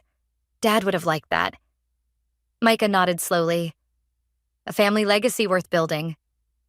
My phone buzzed. Savannah. How'd it go with the corporate vultures? I looked at my brother, who was already sketching new ideas on a napkin, and typed back, they never stood a chance against the Bennett siblings. I can't believe you're making me do this, Micah grumbled, hauling another box from the moving truck. You lost the coin toss, I reminded him. Besides, it was your idea to convert this wing into the residential section. We were transforming the east wing of our house into a home for families going through difficult transitions. Divorce, job loss, medical crises. The wellness center would occupy the West Wing, helping fund the charitable side of our venture. "Where do you want these brochures?" Lexus called from the doorway. "Reception area." Micah and I answered simultaneously, then shared a laugh. My phone rang. "Charles." "Hey," I answered, stepping into the hallway. "Thanks again for that reference letter for our nonprofit status." "Least I could do," he said. "Listen, I'm moving to Seattle next month. Wanted you to hear it from me." "Good luck," I said, and meant it. The anger that had once burned so hot had cooled into something like indifference. "You too, Poppy. You deserve it." I hung up just as Caroline arrived with lunch for the moving crew. "The contractors finished the meditation garden," she announced. "Come see?" We followed her outside to what used to be Micah's prized putting green. Now it was a serene space with a small fountain, the sound of running water mixing with wind chimes. "Dad would have loved this," Micah said softly. "He does love it," Caroline corrected, pointing to a small bronze plaque near the fountain. "The Thomas Bennett Memorial Garden." I traced the letters with my finger, feeling the raised metal under my skin. "Speaking of Dad," Micah cleared his throat. "I found something in his old files." He pulled out a worn envelope. "It's his original business plan for this place, from 20 years ago." I took the papers, yellowed with age. The sketches were rough but unmistakable. A community center, a healing space, a place for people to rebuild their lives. "He never told us," I whispered, "because he wanted us to find our own way here," Caroline said. "Together." Savannah's car pulled up, trunk loaded with donated supplies. "Where's my favorite reformed jerk of a brother-in-law?" "Still reforming," Micah called back, grinning. The two had developed an unlikely friendship over the past weeks. "The local news wants to do a story on the center," Savannah said, unloading boxes. "Something about siblings turning family drama into community service. No press," Micah and I said together. "Still weird when they do that," Lex's stage whispered to Savannah. The rest of the day passed in a blur of activity. By sunset, we stood in the newly furnished common room, surrounded by the evidence of our shared vision. "First family moves in tomorrow," I said, straightening a picture frame. The old photo of Micah and me at Dad's funeral, now joined by a new one of us at the center's groundbreaking. "Are we ready?" Micah asked. "No," I smiled, "but we'll figure it out together." "Like everything else?" he teased. "Like everything else." Caroline appeared with a bottle of champagne and glasses. "A toast," she said, pouring. "To second chances." "To family," Lexus added. "To Dad," Micah said quietly. "To home," I finished. As we clinked glasses, I looked around at this space we'd created. Not just a house anymore, but a testament to what family could be, what broken things could become when pieced back together with love and understanding. My phone buzzed one last time. A message from Marcus. "Nonprofit status approved. Congratulations." "It's official," I announced. "The Bennett Family Center is real." Micah wrapped an arm around my shoulders. "Remember when I tried to kick you out? Remember when I legally outmaneuvered you? Remember when you both stopped being idiots?" Lexus chimed in. We all laughed, the sound echoing through rooms that would soon be filled with other families finding their way back to each other. "You know what's funny?" I said. "When Charles cheated on me, I thought my life was over. But it was just beginning.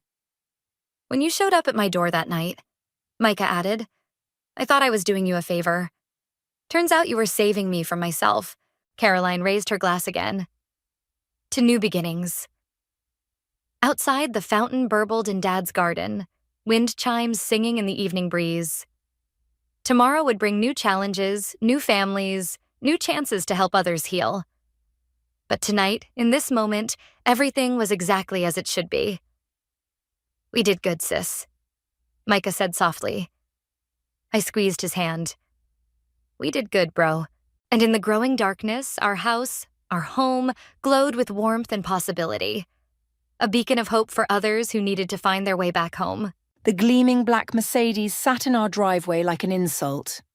3 weeks after Mom's funeral, and there was Leonard, grinning as he polished its hood with a microfiber cloth, as if he hadn't just spent what should have been my inheritance on his midlife crisis. I'm Danielle, and until recently I thought I knew what grief felt like. Turns out, watching your stepfather splurge on luxury cars while your mother's memory is still fresh in the ground is a whole different kind of pain. Beautiful, isn't she? Leonard called out as I walked up the driveway. Come take a look at the interior. Italian leather. I forced a smile, the kind Mum taught me to use in uncomfortable situations. Wow, Leonard. That's quite something. Your mother would have loved it, he said, and something inside me snapped. The casual way he threw Mom's name around, like he had any right to guess what she would have wanted. My phone buzzed. A text from Reagan. Still on for coffee? You sound like you need it. I have to go, I told Leonard, already backing away. Meeting Reagan. At the coffee shop, Reagan took one look at my face and ordered me a double-shot espresso. Spill it, she said, sliding into our usual corner booth. He bought a Mercedes, I said, my hands shaking slightly as I wrapped them around the warm cup. A brand new Mercedes, Reagan. Mum's been gone 3 weeks. That doesn't add up, Reagan frowned. Wasn't your mom's life insurance supposed to go to me? Yeah. I took a sip of coffee, burning my tongue. Leonard said there were complications with the policy, that it would take time to sort out. But somehow he has money for a luxury car. Have you seen any paperwork? No. He keeps everything in his study, the one room in the house that's always locked. Reagan leaned forward, lowering her voice. Then maybe it's time we found a way in.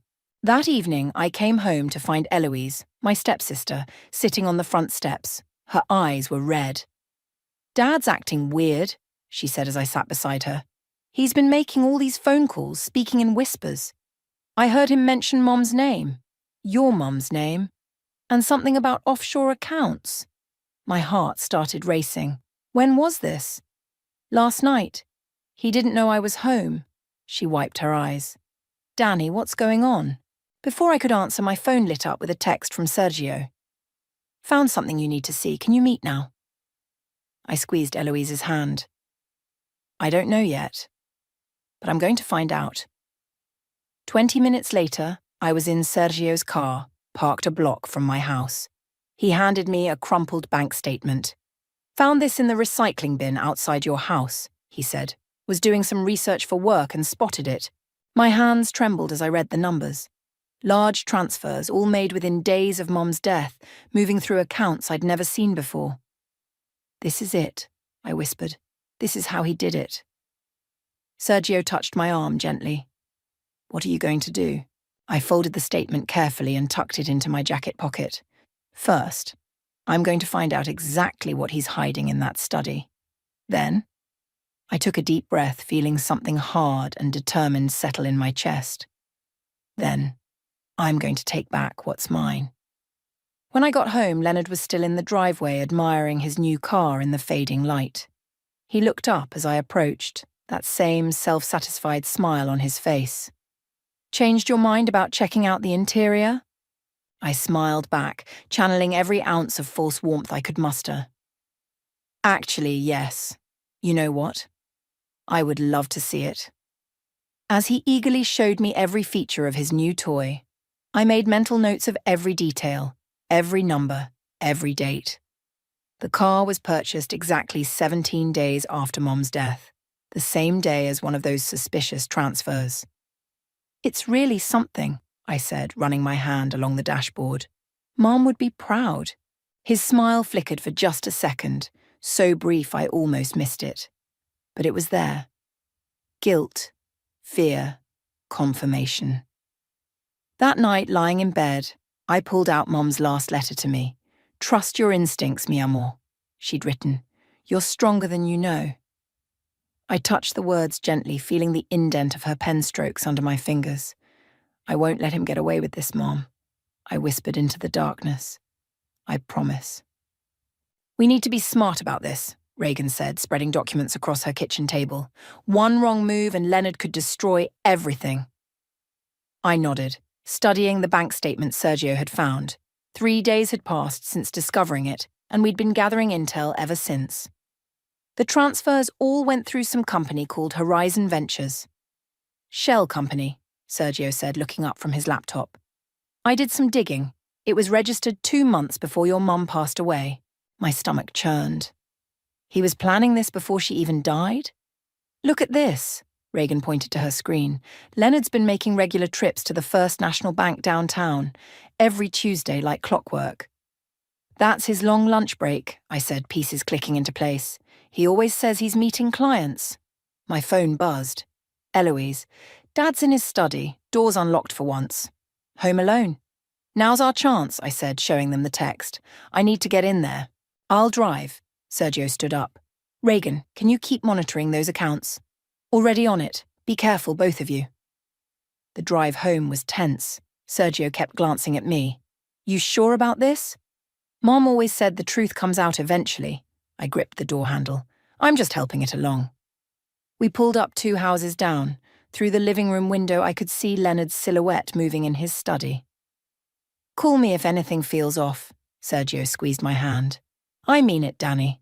I walked casually up the driveway, phone pressed to my ear like I was on a call.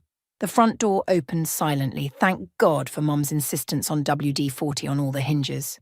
Leonard's voice drifted from the study. Yes, I understand the risks. No, she doesn't suspect anything. I crept closer, my heart pounding so loud I was sure he'd hear it. The transfer needs to happen today, he continued, before anyone starts asking questions. A floorboard creaked under my foot. Leonard's voice stopped. I'll call you back, he said quickly. I darted into the kitchen just as his study door opened, grabbed a glass, filled it with water. Danielle, Leonard appeared in the doorway. When did you get home? Just now, I took a sip. Thirsty. He studied me for a moment, then smiled that fake smile I'd grown to hate. Actually, good timing. I wanted to talk to you about the insurance situation. Oh? I leaned against the counter, trying to look casual. It's more complicated than we thought. Might take months to sort out. He straightened his tie. These things happen, unfortunately. Right, I nodded. These things happen. The moment he left for his afternoon appointment, I raced to the study. Eloise met me at the door. You have maybe 20 minutes, she whispered. He forgot some papers. He'll be back for them. My hands shook as I photographed everything I could find. Bank statements, transfer records, emails. A folder labelled Maureen Final Arrangements caught my eye. Inside was Mum's real insurance policy. The one that named me as sole beneficiary. The one Leonard had hidden. Danny! Eloise hissed from the doorway. Car just pulled up. I shoved everything back in place and slipped out, heart racing. Made it to my room just as the front door opened. Forgot my briefcase, Leonard called up the stairs. That evening, I met Sergio and Reagan at our favourite diner. The vinyl booth squeaked as I pulled out my phone. Look at these, I said, showing them the photos. He forged Mum's signature, changed the beneficiary to himself. That's fraud, Sergio said quietly. Serious fraud. We need to talk to someone who knows the law. Reagan pushed her fries around her plate. I might know someone. Who? Kyle. My cousin? He's a police officer now, Financial Crimes Unit. I hesitated. Can we trust him? He's solid, and he hates guys like Leonard. My phone lit up with a text from Eloise. Dad's planning something big. Overheard him booking a flight. He's running, I said, showing them the message. We need to move fast. I'll call Kyle tonight, Reagan squeezed my hand. We'll get him, Danny. Later, driving home, I passed Leonard's precious Mercedes in the driveway. The sight of it didn't hurt anymore. Instead, it filled me with determination. You picked the wrong family to mess with, I whispered, thinking of Mom's strength, her wisdom, her fierce protection of what was right. Tomorrow we'd meet with Kyle. Tomorrow we'd start bringing Leonard down. But tonight, I had evidence to organise and a promise to keep. The game was on, and Leonard had no idea what was coming. Kyle looked exactly like what you'd expect from a police officer, even in civilian clothes at a coffee shop. His eyes scanned everything, missing nothing. Insurance fraud is hard to prove, he said. reviewing the photos on my phone. But this is different. Multiple accounts, forged documents, clear paper trail. He's planning to leave the country, I said. Soon. Then we need to move carefully. Kyle leaned forward. One wrong step and he could disappear with everything. Reagan, who'd been quiet, suddenly grabbed my arm. Danny, look! Through the coffee shop window, I saw Leonard's Mercedes pull into the parking lot. Eloise was with him. Back room, Kyle said quickly. Now. We slipped through the door just as they entered. Through the crack, I watched Eloise's face. She looked terrified. I don't understand why we need to leave so suddenly, she was saying. What about my job? My friends? It's an opportunity, sweetheart. Leonard's voice oozed fake concern. A fresh start for both of us. And Danielle? She's an adult. She can take care of herself. My phone vibrated, a text from Sergio. Found the shell company's real office. You need to see this. I have to go, I whispered to Reagan and Kyle. Keep watching them. 20 minutes later, I met Sergio outside a rundown office building downtown. Third floor, he said. Suite 304. The elevator was broken, so we took the stairs. The hallway smelled like old cigarettes and broken dreams. Here, Sergio pointed to a door with peeling paint. Through the frosted glass, I could make out Horizon Ventures. It's open, I said, trying the handle. Inside was a single room with a desk, a filing cabinet, and nothing else. No computer, no phone, no signs of life. Check the cabinet. Sergio kept watch at the door. The drawer squealed as I pulled it open. Inside, a single folder labelled Martinez Estate. Bingo, I whispered, pulling out my phone to photograph everything. Someone's coming, Sergio hissed. We ducked behind the desk, just as footsteps approached. The door opened. Everything needs to go, Leonard's voice. Shred it all. What about the offshore accounts? Another voice I didn't recognize. Transfer everything by tomorrow. I don't care how. My hand shook as I hit record on my phone, capturing every word. After they left, Sergio and I waited 5 minutes before moving. We need to get these to Kyle, I said, clutching the folder. Back at Reagan's place, Eloise was waiting for us. Her eyes were red. He's making me pack, she said. Says we're leaving tomorrow night. Dubai. Dubai? Reagan exchanged looks with Kyle. No extradition treaty. There's more. Eloise pulled out her phone. I recorded him talking to his lawyer. The recording played, Leonard discussing how to liquidate assets, transfer funds, make it all disappear. This is good, Kyle said, really good, but we need the original documents. They're in his safe, Eloise said, behind the painting in his study. I've seen him open it. I know the combination. My heart raced. When? He has a dinner meeting tonight, 7 to 9. That's our window, Kyle said, but we need to be careful. If he suspects anything, I'll keep him at dinner. Eloise stood up. Text me when you're done. After she left, Kyle turned to me. You understand the risks? If we're caught... Mom always said courage isn't about not being scared, I replied. It's about doing what's right anyway. The plan was simple.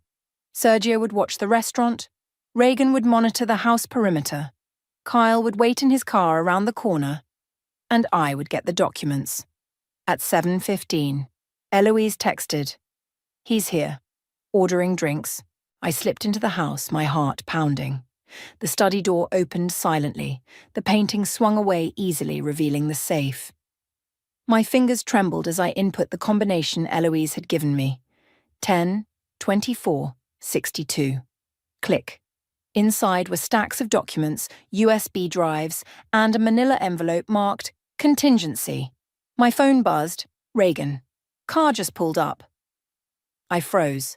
Leonard wasn't supposed to be back for hours. Get out now, Kyle texted. Back door.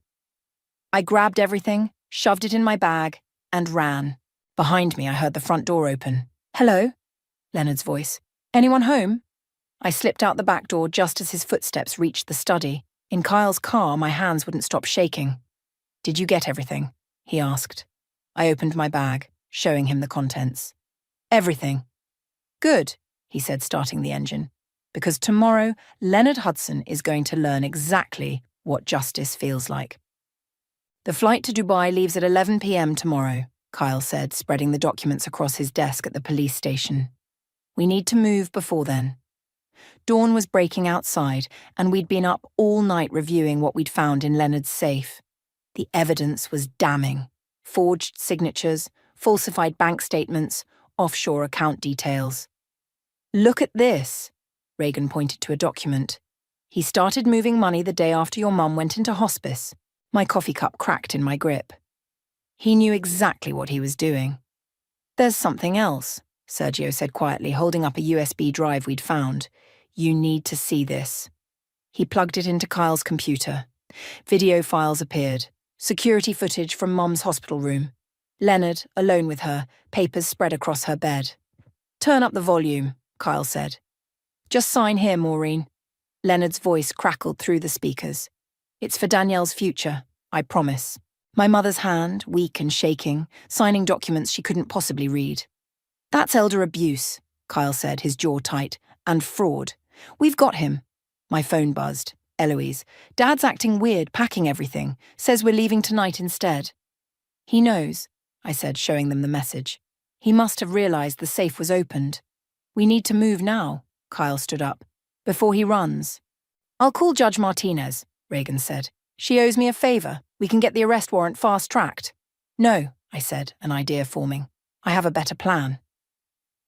2 hours later, I walked into our house like nothing was wrong. Leonard was in the kitchen, talking rapidly on his phone. Yes, tonight. Change the tickets to tonight. I don't care about the cost. He hung up when he saw me. Danielle, I was just about to call you. Family emergency, Eloise and I need to travel. To Dubai? I interrupted, watching his face pale. Funny timing. How did you... Mom told me something before she died, I said, pulling out my phone. Want to hear it? I played the recording I'd found on the USB drive, one Leonard clearly didn't know existed. Mom's voice, weak but clear. If anything happens to me, watch Leonard. He's been asking about the insurance, about the accounts. Don't trust him, mi amor. Leonard's face turned from white to red. That's not... You can't. Can't what? Tell the truth? I stepped closer. Or did you think nobody would notice how you forced my dying mother to sign away her estate? His hand shot out, grabbing my arm. You don't understand. Let go of her. Sergio's voice came from the doorway. He'd been waiting outside, just as planned. Leonard released me, backing away. This is ridiculous. I'm calling my lawyer. Go ahead, I said, nodding toward the window where Kyle's unmarked police car had just pulled up. I'm sure they'd love to explain the elder abuse charges. You're bluffing, Leonard said, but his voice shook. Am I? I pulled out the documents from the safe. These say otherwise. So does the security footage. So do the offshore account records. His eyes darted to the door, calculating. Don't, Sergio warned, blocking the exit. What do you want? Leonard's voice was barely a whisper. Everything, I said. Every penny you stole, every account you opened, every lie you told. And you're going to give it all back. Or what? Or in about 30 seconds, Officer Kyle is going to walk through that door with a warrant. Your choice. Leonard's shoulders sagged. For the first time, I saw him for what he really was. A coward. The accounts, he said. I can transfer them back. Already done, Reagan's voice came from behind him. She'd slipped in through the back door. The bank's fraud department has been very helpful. Leonard sank into a chair, defeated. Outside, more police cars pulled up. One more thing, I said, pulling out Mom's letter, the real one, found in the safe. You're going to sign a confession. For her. Kyle entered, handcuffs ready. Leonard Hudson, you're under arrest for fraud, elder abuse. As they led him out, Eloise appeared at the top of the stairs, suitcase forgotten beside her. I'm sorry, she whispered. I should have said something sooner. I hugged her tight. You did the right thing when it mattered. Outside, they were putting Leonard in the police car. Our neighbours watched from their windows as his precious Mercedes was towed away. Evidence now. Your mum would be proud, Sergio said, taking my hand. I watched Leonard's car disappear around the corner, thinking of Mom's words. Trust your instincts, mi amor. She was right. She always was.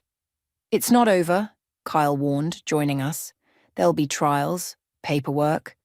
I know, I said, but for the first time since Mom died, I can breathe again. The morning sun broke through the clouds, warming my face.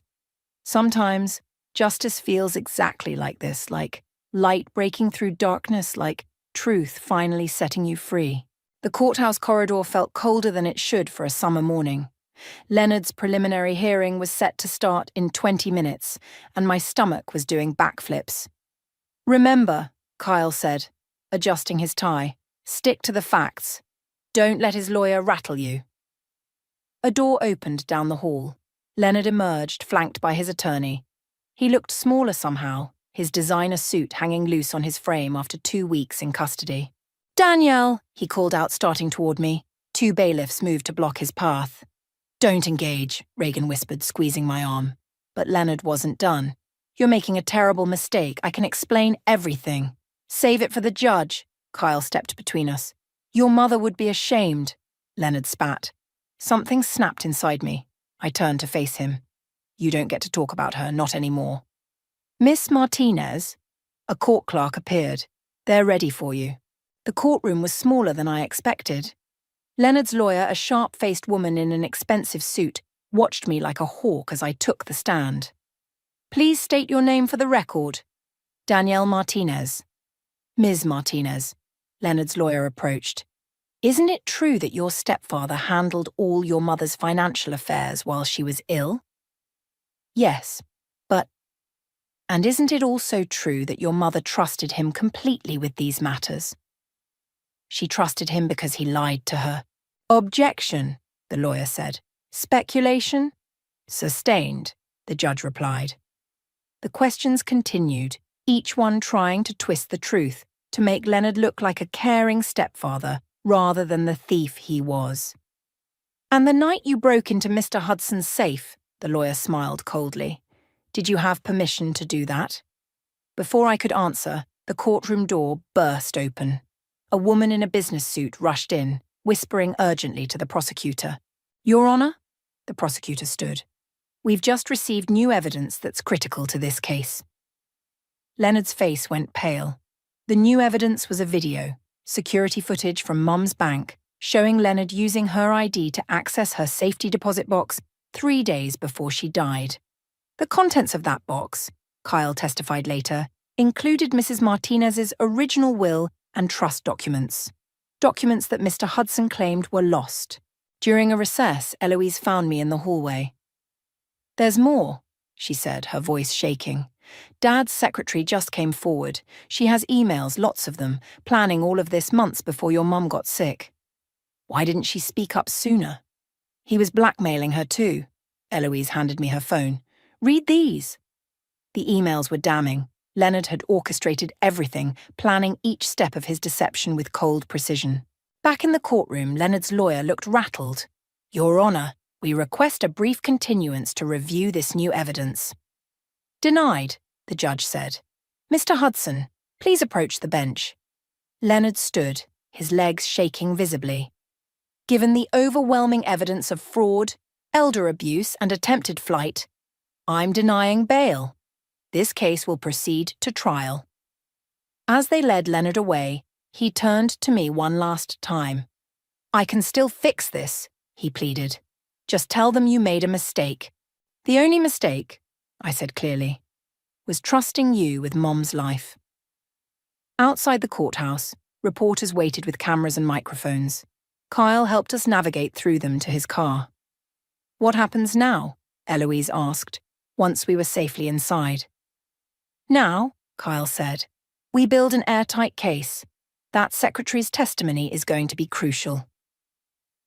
My phone buzzed. A text from an unknown number. You think you've won? There's more you don't know. Meet me at Riverside Park, 8 p.m. Come alone. I showed it to Kyle. Could be a trap, he said. Could also be someone else Leonard scammed. I'm going, I said, but I won't be alone. That evening, with Kyle and Sergio hidden nearby, I walked to the designated meeting spot. A woman emerged from the shadows, middle-aged, well-dressed, familiar somehow. "I'm Patricia," she said, "Leonard's first wife." My heart skipped. First wife? There were others between me and your mother. She pulled out a thick envelope. And we all have stories to tell. As she shared her story, pieces of a larger puzzle fell into place. Leonard hadn't just stolen from Mom. He'd done this before, multiple times. "Why come forward now?" I asked. "Because you did what none of us could," she said. "You stood up to him, and now we all will." Walking back to where Sergio waited, I felt lighter somehow. Mom always said the truth has a way of bringing people together. "You okay?" Sergio asked. I nodded, thinking of Patricia's words, of all the women Leonard had hurt. "We're not done yet," I said. "Not even close." The night air carried the scent of jasmine, Mom's favourite. Somewhere out there I knew she was watching, finally seeing justice unfold. 5 women, Kyle said, spreading photos across his desk. All married to Leonard between 1998 and 2019. All lost their savings. Patricia had brought more than just her story. She'd brought evidence. Years of bank statements, marriage certificates, divorce papers, and photographs. "He always targeted wealthy widows," Patricia explained, pointing to each photo. "Sarah in 98, me in 03, Maria in 08, Jessica in 13, Rebecca in 16, and then my mum," I finished quietly. Reagan, who'd been typing furiously on her laptop, looked up. Found something. Each time he used different shell companies, but the pattern's identical. "The trial's in 3 days," Kyle said. "This changes everything." My phone buzzed. A text from Leonard's lawyer. "My client wants to make a deal."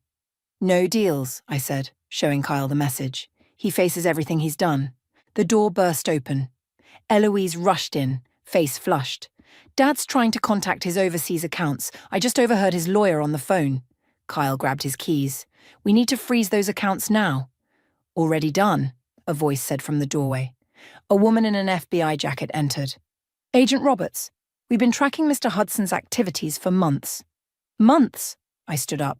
"You knew about this?" "We knew something was happening, but couldn't prove it. Your evidence broke the case wide open." Suddenly, all our phones buzzed simultaneously. Breaking news alert. Local businessman Leonard Hudson escapes custody during hospital transport. "What hospital transport?" Kyle demanded. "He wasn't scheduled for any." "It was a fake transfer order." Agent Roberts was already on her radio. "All units suspect is—" "The Mercedes," I interrupted. "He'll go for the Mercedes." "It's in police impound," Kyle started. "No," Eloise pulled up her phone. "It was released this morning. Some paperwork mix-up. It's back at the house." "He's running," Reagan said, "just like he planned before." "Not this time." I grabbed my keys. "I know where he'll go first." 20 minutes later, we watched Leonard's Mercedes pull up to First National Bank. He'd changed clothes, but his movements were frantic. "He's after the safety deposit box," Patricia said from the back seat. "There's always a backup plan with Leonard." Kyle's voice crackled over our earpieces. "All units hold position. Let him enter the building." We watched Leonard disappear inside. 5 minutes later, he emerged clutching a small bag. "Now!" Kyle's voice commanded.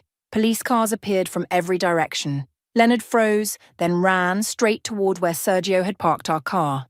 "Got you," Sergio muttered, stepping out to block his path. Leonard changed direction, heading for an alley, but Reagan was there, and beyond her, Patricia and the other wives formed a line. "Enough running," Patricia called out. "Face what you've done." Leonard spun around, trapped. His eyes met mine as I stepped forward. "You're just like your mother," he snarled, never knowing when to let go. "No," I said. "I'm the one who learned when to hold on, to the truth." He lunged suddenly, but Kyle was faster. The takedown was quick, professional. The bag Leonard carried split open, spilling bearer bonds and cash across the pavement. "Add attempted escape and theft to the charges," Agent Roberts said, snapping handcuffs on him. As they led him away, Eloise approached him. "Why, Dad? All these women, all these lives?" "Because he could," Patricia answered for him. Until now. Later that night, we gathered at Mom's favourite restaurant. Patricia and the other wives shared stories, not of victimhood, but of survival. To Maureen, Patricia raised her glass, who raised a daughter strong enough to stop him. And to all of us, Sarah added, for finding each other. My phone lit up with a message from Kyle. Leonard's talking, full confession, it's over. But it wasn't over. It was just beginning. Looking around the table at these women, survivors, fighters, mothers, I saw something Mum always talked about, the strength of truth, the power of standing together. There's one more thing, Patricia said, pulling out an old photo. Your mother wasn't just another victim, Danielle. She was the one who first suspected Leonard's pattern. She'd been gathering evidence quietly for months before she got sick. The photo showed Mom at her desk surrounded by papers. On top was a file labelled Hudson Cases. She knew, I whispered. She knew, Patricia squeezed my hand, and she trusted you would finish what she started. Outside, the city lights twinkled like stars. Somewhere in a cell, Leonard was finally facing the consequences of his actions. But here, in this moment, surrounded by the unbreakable bonds of shared experience and justice, I felt Mom's presence stronger than ever. The truth had won, just like she always said it would. The courtroom fell silent as Leonard was led in for sentencing. Gone was his designer suit, replaced by prison orange. Gone was his arrogant smile, replaced by defeat. All rise, the bailiff called out. I stood between Eloise and Patricia with Sergio, Reagan and the other wives filling the row behind us. Kyle sat near the front, his testimony having sealed Leonard's fate days earlier. Before I deliver the sentence, Judge Thompson said, would any of the victims like to make a statement? Patricia stepped forward first. Her voice shook but grew stronger with each word. You took more than money from us, Leonard. You took our trust, our dignity, our faith in love itself. Sarah went next, then Maria, Jessica, and Rebecca. Each story added another layer to Leonard's crimes, another life he'd tried to destroy. Finally, it was my turn. Your Honour, I began, looking directly at Leonard. My mother taught me that true strength isn't about taking from others, it's about standing up for what's right. Leonard wouldn't meet my eyes. She knew what you were, I continued. Even while she was dying, she fought to protect others from you. This sentence isn't just for me or for her. It's for every woman you ever targeted.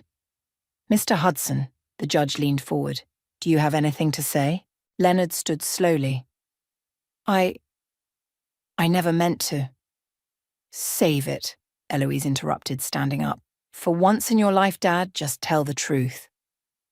The silence stretched for a long moment before Leonard's shoulders slumped. I did it, he said quietly. All of it. I'm sorry. Leonard Hudson, Judge Thompson's voice filled the courtroom, for multiple counts of fraud, elder abuse, theft, and attempted escape, I sentence you to 25 years in federal prison. Additionally, you are ordered to make full restitution to all victims. The gavel struck with finality. As they led Leonard away, Eloise rushed out of the courtroom. I found her in the hallway, tears streaming down her face. He actually admitted it, she whispered. After all this time, sometimes the truth wins. I hugged her tight. Ms. Martinez? Agent Roberts approached. There's something you need to see. She led us to a conference room where Kyle waited with a stack of files. We found these in Leonard's storage unit, he said. Your mother's original research. She'd been tracking his activities for years. The files contained detailed notes, bank records, even photographs. Mom had documented everything. There's more, Agent Roberts said. She left this for you. She handed me a sealed envelope. Inside was a letter dated just days before Mom died. Mi amor, if you're reading this, then you've discovered the truth about Leonard. I'm sorry I couldn't tell you directly. He was watching too closely, but I knew you would figure it out. You have my strength, my determination, and most importantly, my heart for justice. The evidence is all here. Use it wisely. And remember, Sometimes the biggest victories come from helping others heal. Te amo siempre, Mama. Look at this. Reagan pointed to a document. Your mom had set up a foundation to help victims of financial fraud. The paperwork was all ready. We could still do it, Patricia said. All of us together, help other women spot the warning signs. The Maureen Martinez Foundation, Eloise suggested, for justice and healing. My phone buzzed. A message from the bank. Leonard's overseas accounts had been seized. The restitution payments would begin immediately. It's really over, Sarah breathed. No, I said, holding up Mom's letter. It's just beginning. Outside the courthouse, reporters waited with cameras and microphones. Ms. Martinez, how do you feel about the sentence? What message do you have for other fraud victims? I looked at the women beside me, no longer victims but survivors, warriors, family. Justice isn't just about punishment, I said into the microphones. It's about healing, about turning pain into purpose. And the foundation? Another reporter asked. My mother believed in protecting others, I replied. The Maureen Martinez Foundation will continue that work. Because the truth is, there are more Leonard Hudsons out there. But now, there are more of us standing ready to stop them. Later that evening, we gathered at Mom's favourite spot in Riverside Park. The setting sun painted the sky in shades of orange and pink, her favourite colours. To Maureen, Patricia raised a glass, who started this fight. To us, Eloise added, who finished it. And to the truth, I said softly, which always finds its way home. As twilight settled over the city, I felt Mom's presence stronger than ever. She'd known all along, not just about Leonard's crimes, but about the strength we'd find together. Sometimes justice looks like a prison sentence. Sometimes it looks like women standing together, turning their pain into purpose. And sometimes, just sometimes, it looks exactly like this. A sunset, a promise kept, and a mother's legacy living on through the truth she fought to protect. The key turned smoothly in the lock as I opened the doors to our new office. Sunlight streamed through the windows, illuminating the freshly painted walls and the sign that read, The Maureen Martinez Foundation, protecting those who need it most. Perfect timing, Reagan called from behind me, carrying a box of supplies. The first support group starts in an hour. Patricia and Sarah were already setting up chairs in a circle while Eloise arranged coffee and pastries on a side table. The room felt alive with purpose. First client's here, Sergio poked his head in. Says her name's Amanda. A woman in her 50s entered hesitantly, clutching her purse. I saw the news coverage about Leonard, she said. My new husband. He's been asking about my savings. You're in the right place. Patricia stepped forward, guiding her to a chair. Tell us everything. As Amanda shared her story, more women arrived. Each one carried a similar weight, the suspicion that something wasn't right, the fear of being foolish, the shame of potential betrayal. I thought I was alone, Amanda wiped her eyes. That I was stupid for suspecting. You're not stupid, I said firmly. You're smart. You're here. That's the first step. My phone buzzed. A text from Kyle. Just interviewed Leonard. He gave up 2 more accomplices. We're closing in. Ladies, I addressed the group, I want to show you something. I pulled up our new database on the projector screen, a comprehensive system tracking fraud patterns, red flags, and reported scams. Knowledge is power, Sarah explained. We're building a network. When someone spots a pattern, everyone benefits. Like your mother did, Eloise added softly. A knock at the door interrupted us. Agent Roberts entered, carrying a familiar-looking box. Found this in another storage unit, she said. Thought you should have it. Inside were Mom's personal effects from her office, photos, notebooks, and a small wooden box I'd never seen before. The lid was engraved with words in Spanish. Para mi hija valiente, for my brave daughter. Inside was Mom's favourite necklace, a simple gold chain with a compass pendant, and a note, to help others find their way home. Excuse me, a new voice said. We turned to see a young woman in the doorway. I saw your foundation mentioned in the Leonard Hudson case. I'm a lawyer. I want to help. More people arrived throughout the morning, financial advisors offering services, tech experts volunteering to enhance our database, survivors wanting to share their stories and help others.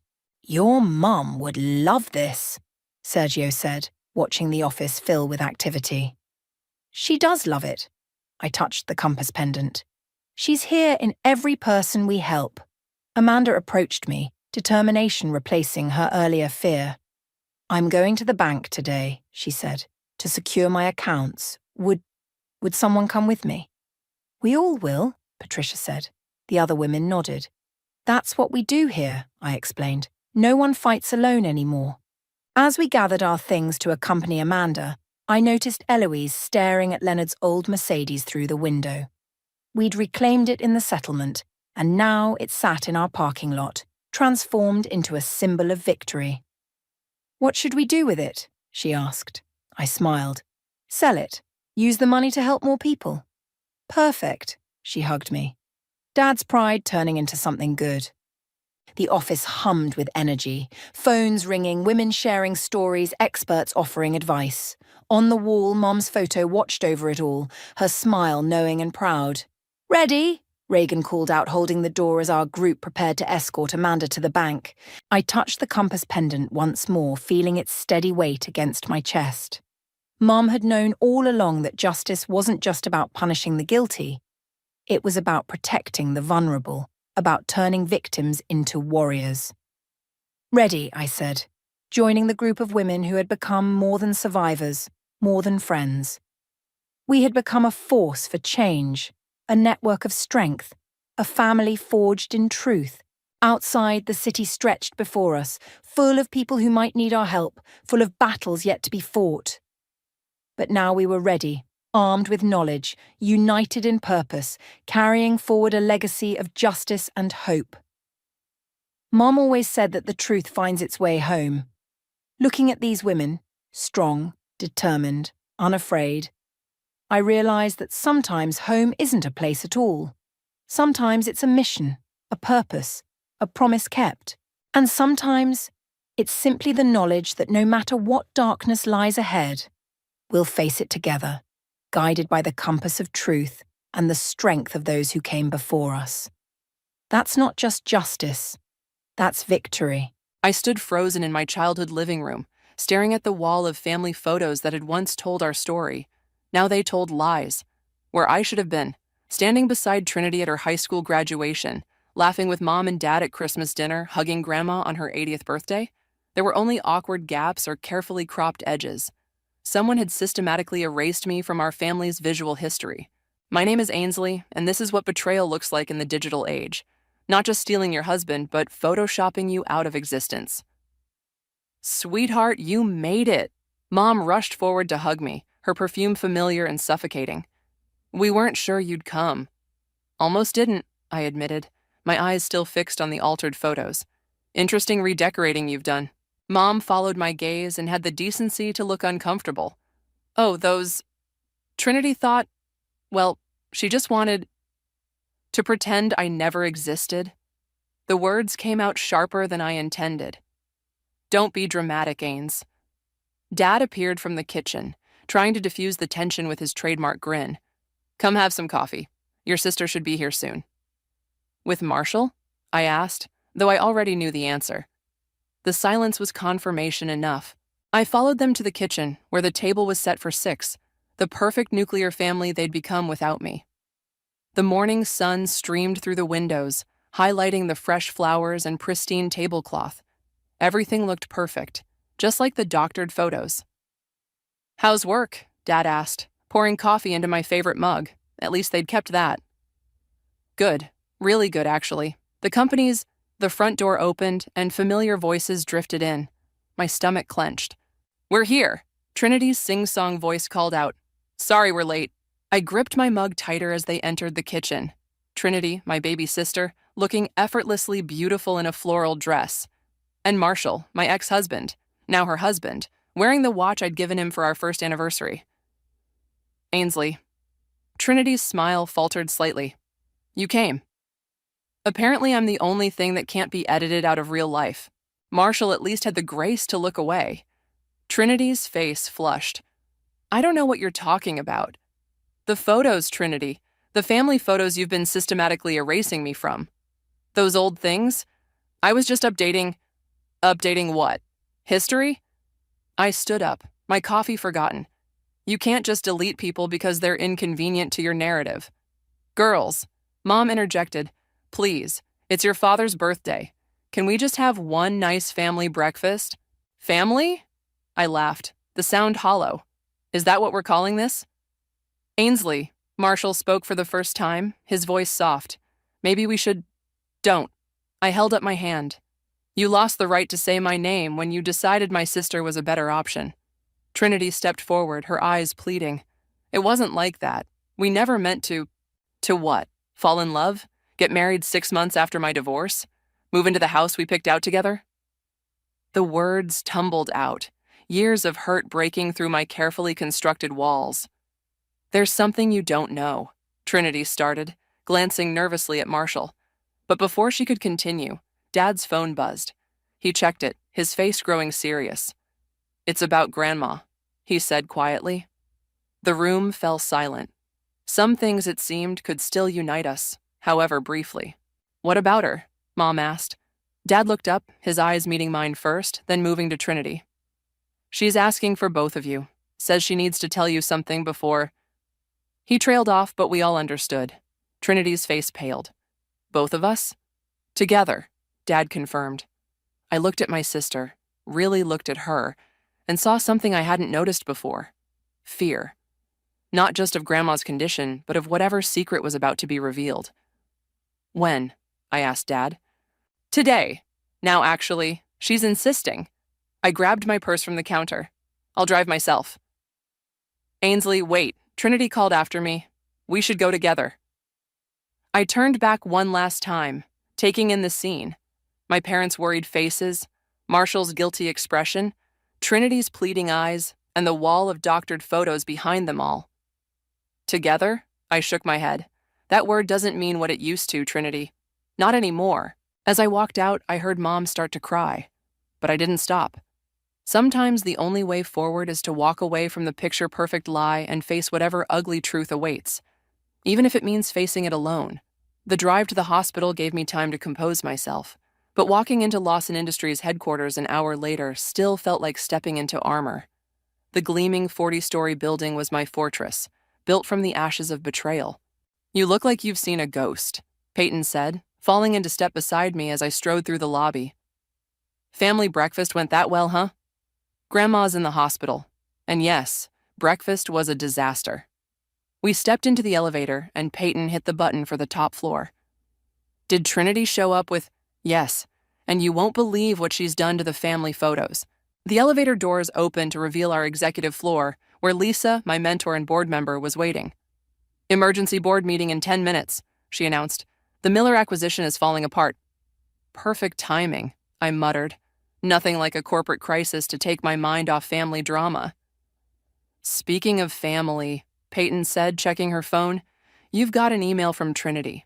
I stopped walking. Delete it. Ainsley? Lisa's voice was gentle but firm. You can't keep running from this forever. Watch me.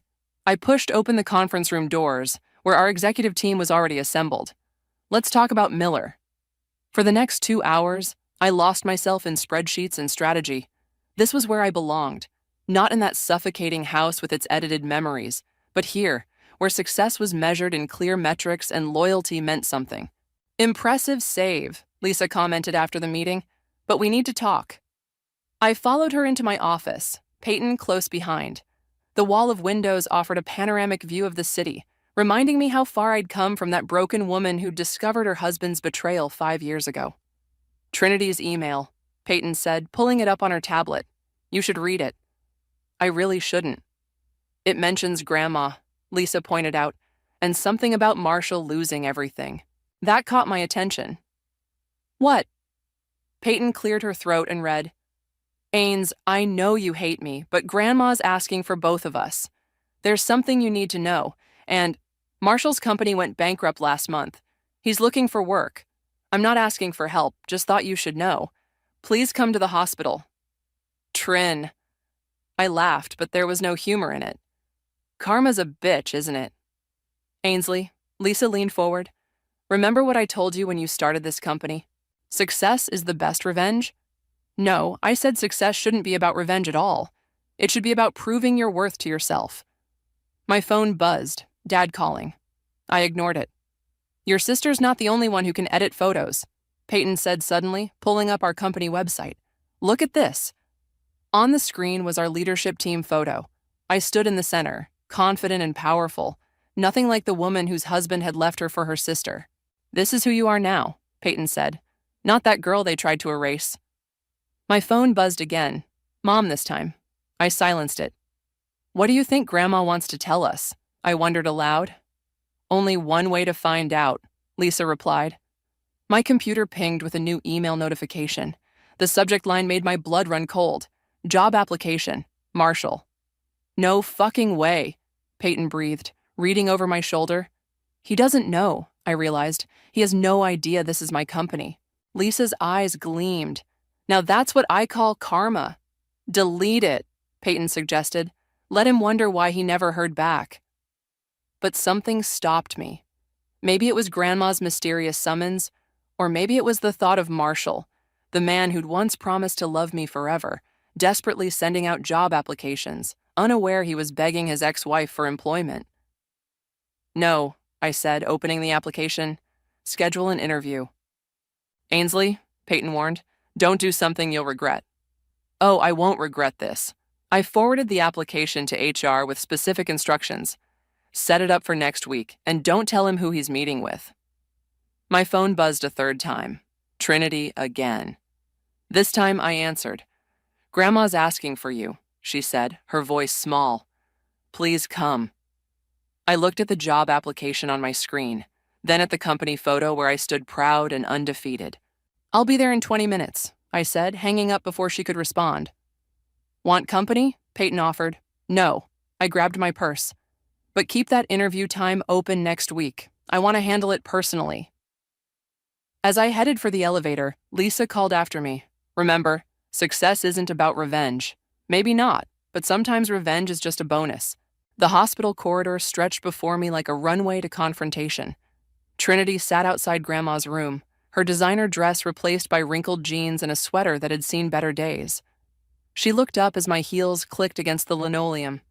You came, she said, standing quickly. I wasn't sure. I'm here for Grandma, not you. A nurse emerged from the room. She's asking for both of you, together. Trinity reached for my arm. I stepped away. Let's just get this over with, I said, pushing past her into the room. Grandma lay propped up against white pillows, looking smaller than I remembered. Her sharp eyes, though, were as alert as ever. My girls, she said, patting the bed on either side of her. Sit. We perched awkwardly on opposite edges of the bed, careful not to touch. Look at you two, Grandma shook her head, acting like strangers when you used to be inseparable. Things change, I said flatly. They sure do. Grandma reached for a worn envelope on her bedside table. That's why I need to tell you something, about your Aunt Rachel. Trinity stiffened beside me. Mom's sister, the one who died before we were born? She didn't die, Grandma said quietly. She ran away. With her sister's fiancé. The room went still. Trinity's breath caught. What? I whispered. Your mother was engaged to a man named David. Rachel was her maid of honor, her best friend. Grandma's hands trembled as she opened the envelope. 2 weeks before the wedding, they disappeared together. She pulled out an old photograph. Not edited, not perfect, just real. 2 young women smiled at the camera, arms around each other. Mom never spoke about Rachel, Trinity said, because it nearly destroyed her. Grandma's voice hardened. Until she met your father, she was a shell of herself. The betrayal broke something in her that never fully healed. I stood up abruptly. Why are you telling us this? Because history has a way of repeating itself. Grandma looked directly at Trinity. Doesn't it? Trinity burst into tears. I never wanted... Save it, I snapped. You knew exactly what you were doing. No, Trinity jumped up. You don't understand. Marshall came to me after After he found out. Found out what? That's enough, a new voice said from the doorway. Mom stood there, pale but composed. Mother, what are you doing? Trying to stop these girls from making the same mistakes, Grandma replied, before it's too late. It's already too late, I said. No. Mom stepped into the room. It's not. Rachel came back, years later after David left her for someone else. What happened? Trinity asked. I shut the door in her face. Mom's voice was flat, and I've regretted it every day since. My phone buzzed. A text from Peyton. Marshall's interview confirmed for Tuesday. Sure you want to do this? Ainsley? Trinity touched my arm. There's something else you need to know. About Marshall. About why he really... Stop. I pulled away. I don't care anymore. What's done is done. But, Ms. Lawson? A nurse appeared. Your grandmother needs to rest now. Grandma grabbed both our hands. Promise me you'll talk. Really talk. Before it's too late. I looked at her frail form, then at the old photograph of Mom and Rachel, two sisters, before betrayal tore them apart. I have to go, I said, pulling my hand free. Work emergency. Always running, Mom murmured, just like I did. I paused at the door. Trinity, tell Marshall to wear his best suit on Tuesday. He'll need it. Tuesday, she frowned. What's Tuesday? His job interview. I smiled and saw Mom flinch at the expression. At Lawson Industries. Trinity's face went white. But that's... your... CEO? I finished for her. Funny how life works out, isn't it? Ainsley, please. Mom stepped forward. Don't do something you'll regret. Like what? Sleep with my sister's husband? Edit people out of photos? Or maybe just destroy someone's life for my own happiness? Like letting bitterness poison you, Grandma called from the bed. Like I watched it poison your mother for 20 years. I looked at them all, Grandma in her hospital bed, Mom with her haunted eyes, Trinity with tears streaming down her face. 3 generations of women marked by betrayal. Tuesday, I repeated, turning away. Don't let him be late. As I walked out, I heard Trinity sob. What have I done? What indeed, little sister? What indeed? The next few days passed in a blur of meetings and spreadsheets, but Monday evening found me still at my desk, staring at Marshall's resume. His career trajectory told its own story, from rising star to desperate job seeker. You're obsessing, Peyton said, dropping a stack of files on my desk. And you haven't told me what happened at the hospital. Nothing happened. I closed the resume. Just family drama and old secrets. Speaking of secrets, Peyton hesitated. HR did some digging on Marshall's company. The bankruptcy wasn't just bad luck. There were irregularities. My phone lit up with a text from Trinity. Please call me before tomorrow. It's important. I ignored it. What kind of irregularities?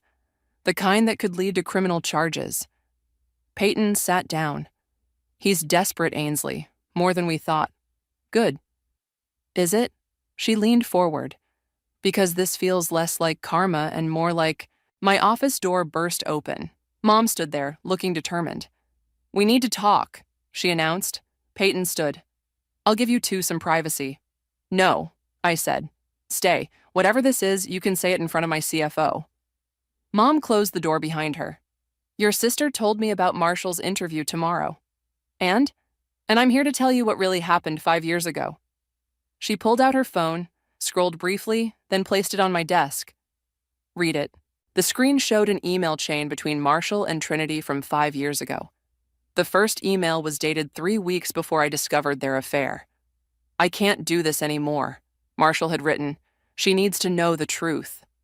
Trinity's response, if you tell her, I'll tell everyone what really happened with the company money. Is that what you want? My hands started shaking. What is this? Keep reading, Mom said quietly. The emails continued, showing a pattern of blackmail. Trinity threatening to expose something, Marshall begging her to stop. The final email, sent the day before I caught them together. Fine, you win, but this will destroy her. I don't understand, I whispered. Trinity discovered Marshall had embezzled money from his first company, Mom explained. She used it to force him to leave you for her. Peyton swore under her breath. Why? I looked at Mom. Why would she do that? Because she was in love with him, had been since college, and she thought... Mom's voice cracked. She thought if she could just get him away from you, he'd love her back. Did he? No. Mom sat heavily in a chair. He's been miserable for 5 years. They both have. My phone buzzed again. Another text from Trinity. I'm sorry for everything. Please let me explain. So tomorrow, Peyton said slowly, when he comes in for the interview, he'll be walking into a trap, Mom finished, just like Trinity trapped him 5 years ago. I stood up, walking to the window. The city lights blurred through unshed tears. You know what's funny? I said. I've spent 5 years building this company, becoming someone powerful enough that I could never be hurt like that again. And now you have the power to destroy them both, Peyton said. Just like Rachel destroyed me, Mom added quietly, and I destroyed her right back by cutting her out of our lives forever. My phone rang. Trinity again. This time, I answered. Stop calling. Please, she sobbed. I know what I did was unforgivable. But Marshall, he's not a bad person. He was trying to save his father's company. The money, he paid it all back. Why are you telling me this now? Because I can't watch you become what I was. Someone so consumed by wanting something that they'd destroy anyone to get it. I hung up. The interview's in 12 hours, Peyton said. What do you want to do? Mom stood. Before you decide, look at this. She pulled out another photo, not edited this time. It showed Trinity and me as children, laughing in the backyard sprinkler. This is who you were before betrayal changed you both. The question is, who do you want to be now? I stared at the photo for a long moment. Then I picked up my phone and dialed. Trinity, meet me at the coffee shop across from my office. In an hour. Bring Marshall. Ainsley, just be there. After hanging up, I turned to Peyton. Cancel tomorrow's interview, but keep his resume on file. You're letting them off the hook? She asked. No. I looked at the childhood photo again. I'm letting myself off the hook. 5 years of hating them has been exhausting. Mom hugged me, and for the first time in years, I let her. Besides, I added, pulling away, success really is the best revenge, and I've already won. The coffee shop was nearly empty when I arrived. Through the window, I could see Trinity and Marshall already seated in a corner booth, both looking like they were awaiting execution. Good. Want backup? Peyton asked, standing beside me. No, this is something I need to do alone. The bell chimed as I entered. Trinity's head snapped up, and Marshall looked exactly like he had the day I caught them together, guilty, trapped, and somehow relieved. Ainsley, Trinity started to stand. Stay seated. I slid into the booth across from them, placing a manila folder on the table. We have a lot to discuss. A waitress approached. Can I get you anything? Just black coffee, thanks. I turned back to them. So, blackmail. Marshall flinched. Trinity grabbed his hand. I can explain, she began. No need. I opened the folder. I have the emails. Mom showed me everything. Of course she did, Trinity whispered. The embezzlement, I continued, looking at Marshall. Was it worth it? He shook his head. My father's company was failing. I thought I could fix it, pay it back before anyone noticed. But Trinity found out and decided to use it to steal my husband. I smiled without warmth. How romantic. I was obsessed, Trinity's voice cracked. With both of you, really. Your perfect marriage, your perfect life. I convinced myself if I could just have what you had. How did that work out? Marshall pulled his hand away from Trinity's. 5 years of misery for everyone. The waitress brought my coffee. I took a sip, letting the silence stretch. The interview tomorrow, Marshall said finally. Is it still canceled? I pulled out another document. But I have a different proposition. Trinity leaned forward. What kind of proposition? A contract. My company will acquire what's left of Marshall's business, absorbing its debts and assets. You'll have a junior position in our finance department.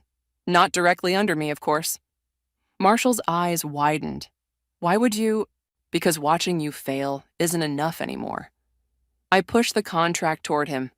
I want you to succeed, under my terms, in my company. knowing every day that your success depends on my generosity. That's cruel, Trinity whispered. Crueler than blackmail? Than stealing your sister's husband? I turned to her. Don't worry, I have something for you too. I pulled out an envelope and slid it across the table. Trinity opened it with trembling hands. Inside were all the original family photos, the ones she'd edited me out of. Mom gave them to me, I explained. I want you to put them back. All of them. Stop pretending I never existed. Tears rolled down Trinity's cheeks. I'm so sorry. I was so wrong. About everything. I know. I took another sip of coffee. That's why I'm not pressing charges about the blackmail. That's why I'm offering Marshall a way out of his mess. Because I'm done letting your mistakes control my life. Marshall picked up the contract. This is more than generous. It's not generosity, it's business. I stood up. You have until tomorrow to decide. Oh, and Trinity? She looked up, mascara streaking her face. Grandma's being discharged tomorrow. I'm hosting a family dinner to celebrate. You're both invited. Really? Hope flickered in her eyes. On one condition. I pulled out my phone and opened the camera. Take a picture with me, right now. No editing, no pretending, just reality. Trinity practically leaped out of the booth, wrapping her arms around me as I held up the phone. Marshall watched, a sad smile on his face. Smile, I said and clicked. The photo wasn't perfect. Trinity's makeup was smeared, my coffee cup was in the frame, and you could see Marshall's dejected figure in the background. But it was real. Send that to Mom, I told Trinity. Let her know what time to come tomorrow. As I gathered my things, Marshall spoke up. Ainsley, thank you. Not just for the job, but for not destroying us when you could have. I didn't do it for you. I shouldered my bag. I did it because carrying around all that hate was exhausting. And because success isn't about revenge, it's about being better than the people who hurt you. Trinity reached for my hand. This time, I let her take it.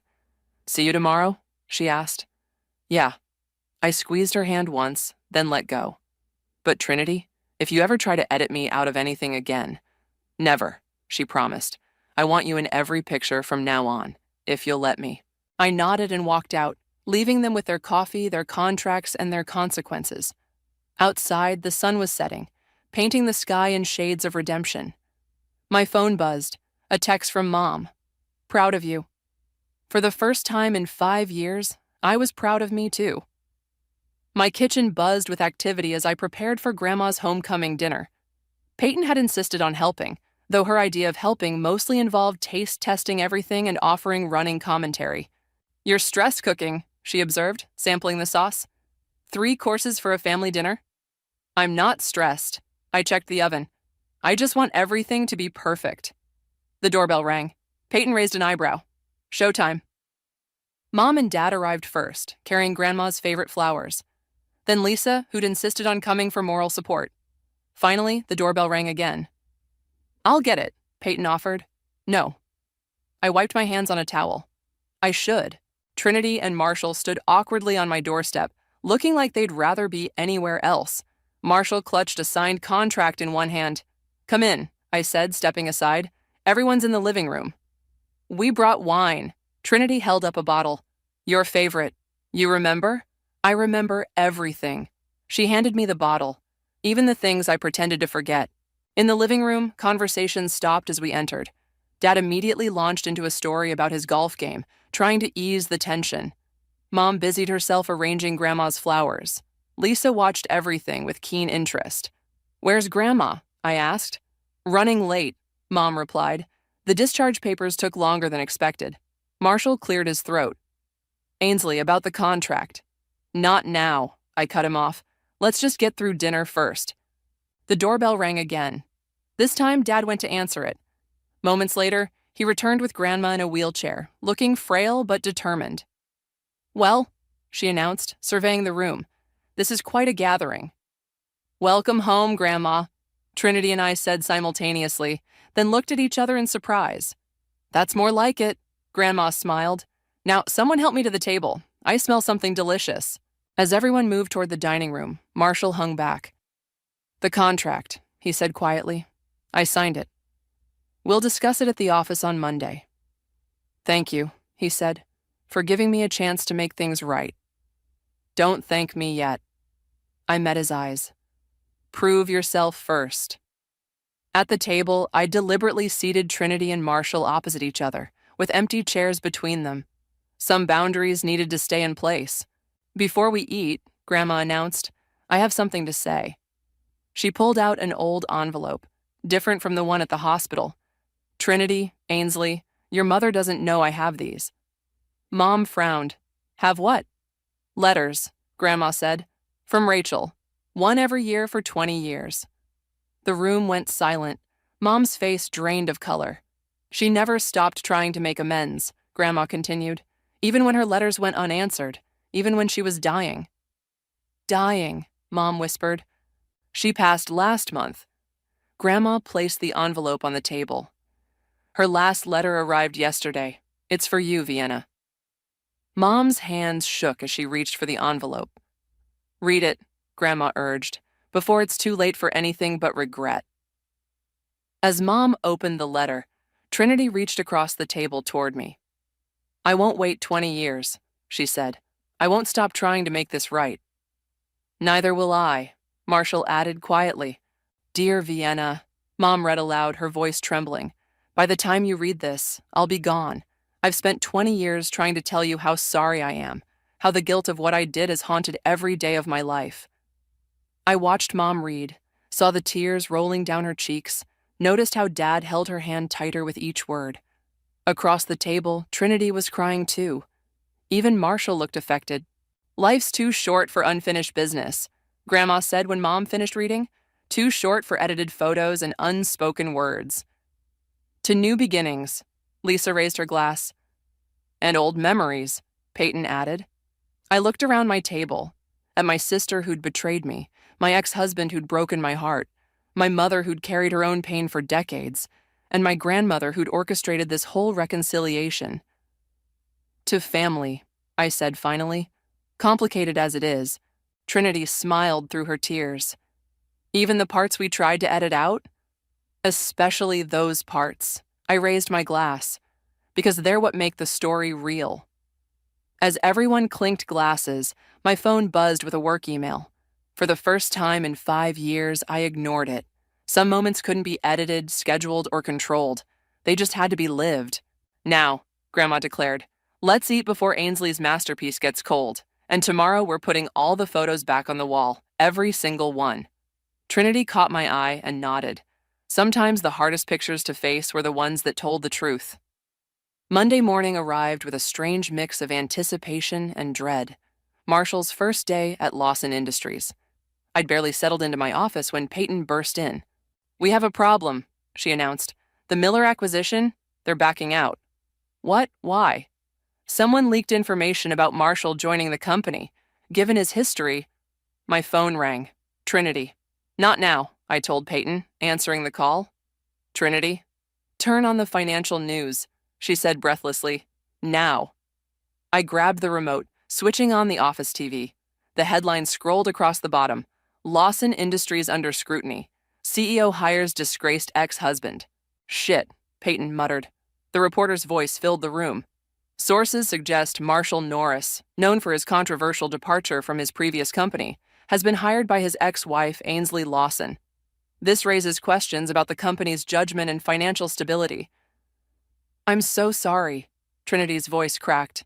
This is all my fault. If I hadn't blackmailed him... Get Marshall up here, I told Peyton. Now.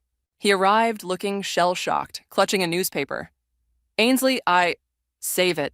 I muted the TV. We need to get ahead of this. Lisa strode in, followed by 2 other board members. Emergency meeting in 5 minutes. The shareholders are panicking. Wait. Trinity's voice came through the phone speaker. I can fix this. How? I demanded. By telling the truth. All of it. Let me come down there. 20 minutes later, we sat in the conference room. Me, Marshall, Trinity, the board members, and our PR team. The stock was falling by the minute. Here's what we know, our PR director said. The story's gone viral. We need a statement immediately. Trinity stood up. Let me make the statement. Absolutely not, Lisa objected. Yes, I said quietly. Let her speak. Trinity squared her shoulders. I'll confess to the blackmail. Explain how I forced Marshall to leave Ainsley, how he'd already paid back the money he borrowed before I ever found out about it. That could ruin you, Marshall protested. I ruined enough already. She turned to the PR team. Set up a press conference. Today. It won't be enough, Lisa warned. We need more. Then I'll give them more. I stood up. We'll both speak. Show them how we're moving forward. Redemption sells better than scandal. An hour later, we faced a room full of reporters. Camera flashes exploded as Trinity stepped up to the microphone. 5 years ago, I committed an act of betrayal, she began. I blackmailed Marshall Norris into leaving my sister, using information about a loan he'd already repaid. The room erupted with questions. Trinity held up her hand. Let me finish. This isn't about Marshall's past mistakes. It's about mine. About how jealousy and obsession led me to destroy my sister's marriage and nearly destroy a good man's reputation. I stepped forward then, taking my place beside her. Lawson Industries stands for second chances, I said clearly. We believe in redemption, in learning from past mistakes. Marshall Norris paid back every penny he borrowed. He's paid for his mistakes, and now he's been given an opportunity to prove himself again. Under your supervision? A reporter called out. Your ex-husband? Under the supervision of our board and our shareholders, I corrected, with full transparency and accountability. And what about your sister? Another asked. How can you work with a woman who betrayed you? Trinity grabbed my hand. I let her. Because holding on to hate hurts the person holding it most, I said. Because sometimes the bravest thing you can do is forgive. Even when it's not deserved, someone shouted. Especially then. I squeezed Trinity's hand. That's what makes it brave. The press conference ended with our stock stabilizing. As reporters filed out, Marshall approached us. Thank you, he said. Both of you. I don't deserve...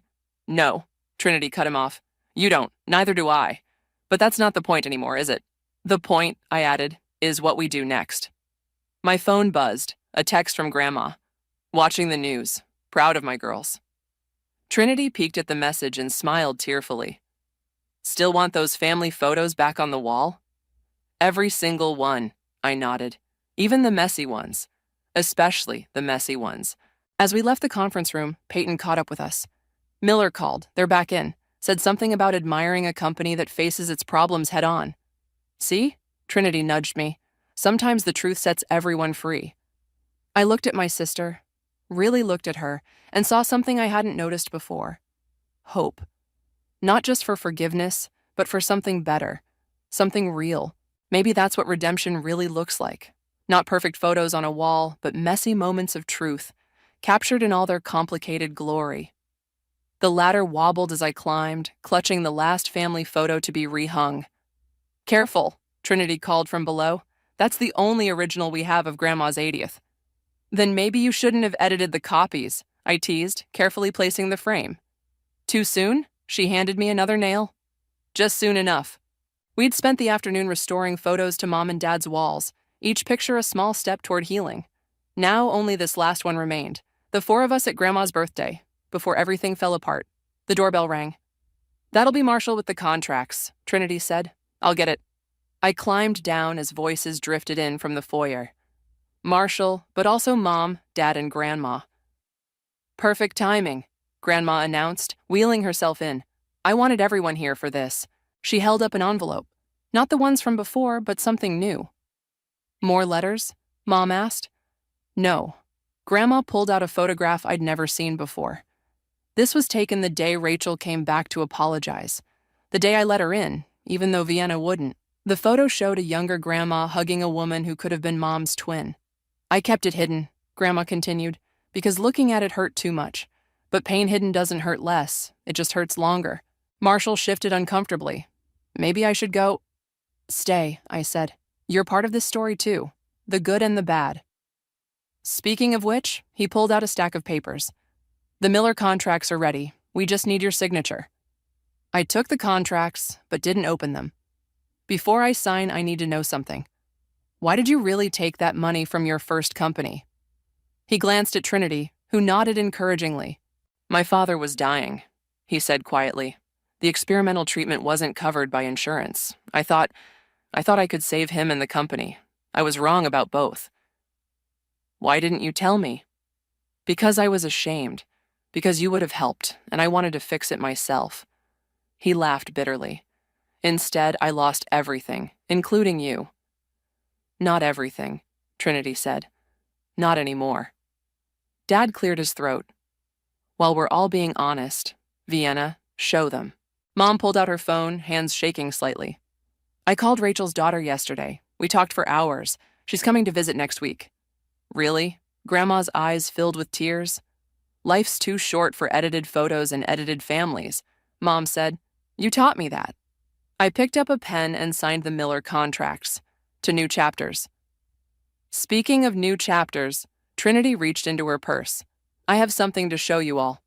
She pulled out a small ultrasound photo. The room went silent. I'm pregnant, she said softly. And before anyone asks, no, it's not Marshall's. I've been seeing someone. A good man who knows everything about my past and loves me anyway. Marshall smiled, genuinely smiled. I'm happy for you, Trin. Me too, I surprised myself by saying. You'll be a great mom. Better than I was a sister, she said. But I'm working on that too. Grandma wheeled over to the wall of photos. Look at that, all back where they belong. No more gaps, no more editing. No more pretending, I agreed. Just family, Dad added. Messy and complicated and real. My phone buzzed. Peyton, Miller deal is done. Stock's up 15%. Karma's got nothing on success. I showed Trinity the message. She laughed. Remember when you were going to use that interview to destroy Marshall? Remember when you used blackmail to steal my husband? Too soon? She asked again. Just soon enough, I repeated, but this time we both laughed. Grandma held up her camera. One more for the wall? We gathered together. Mom and Dad, Trinity and Marshall, me and Grandma. No perfect poses, no forced smiles. Just us, in all our complicated glory. Wait, Trinity said before Grandma clicked. Ainsley, I need you to know something. I'm naming her Rachel, after the aunt who taught us that it's never too late to make things right. The camera flashed, capturing my tears. Trinity's smile, Marshall's relief, Mom's joy, Dad's pride, and Grandma's knowing look. Later, when we hung that photo, I realized something. Sometimes the most beautiful pictures aren't the perfect ones. They're the ones that show us exactly as we are, healing, hoping, and finally whole.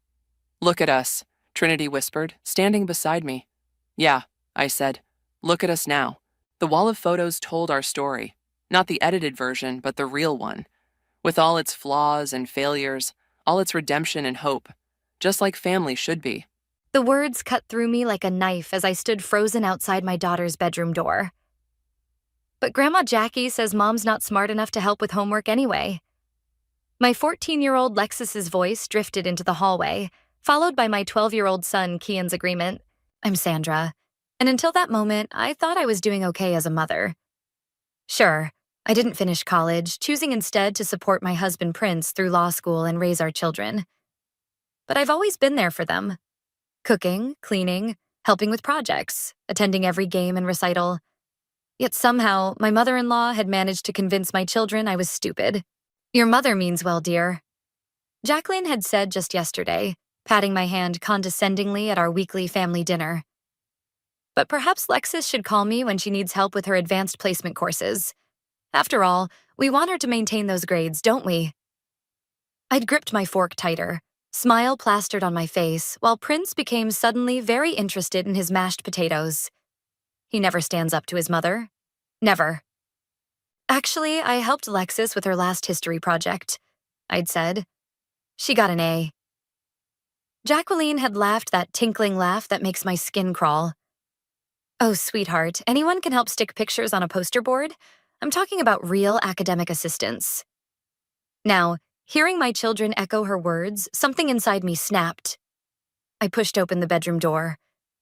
Is that what you really think? Both kids jumped. Lexus's face flushed red, but she lifted her chin defiantly. Well, you didn't even finish college, Mom. And you're always asking Dad for help with the big words in the newspaper, Kian added. I walked into the room and sat on Lexus's bed. Do you know why I didn't finish college? They shook their heads. Because I chose to support your father through law school instead. Someone had to work to pay the bills, and someone had to take care of you too. That was my choice. It doesn't make me stupid.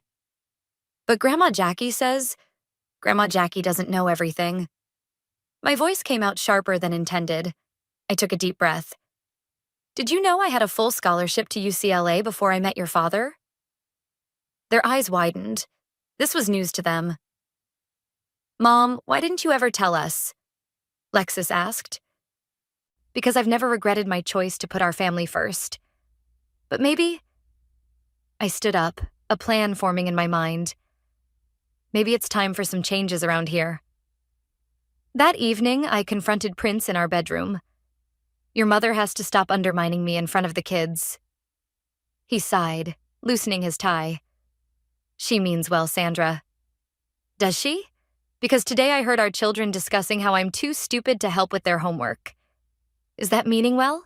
She's just traditional. She believes I'm beneath you because I'm just a housewife. And now our kids believe it too. I felt tears threatening, but forced them back. When was the last time you defended me to her? His silence was answer enough. I'm going back to school, I announced. Prince's head snapped up.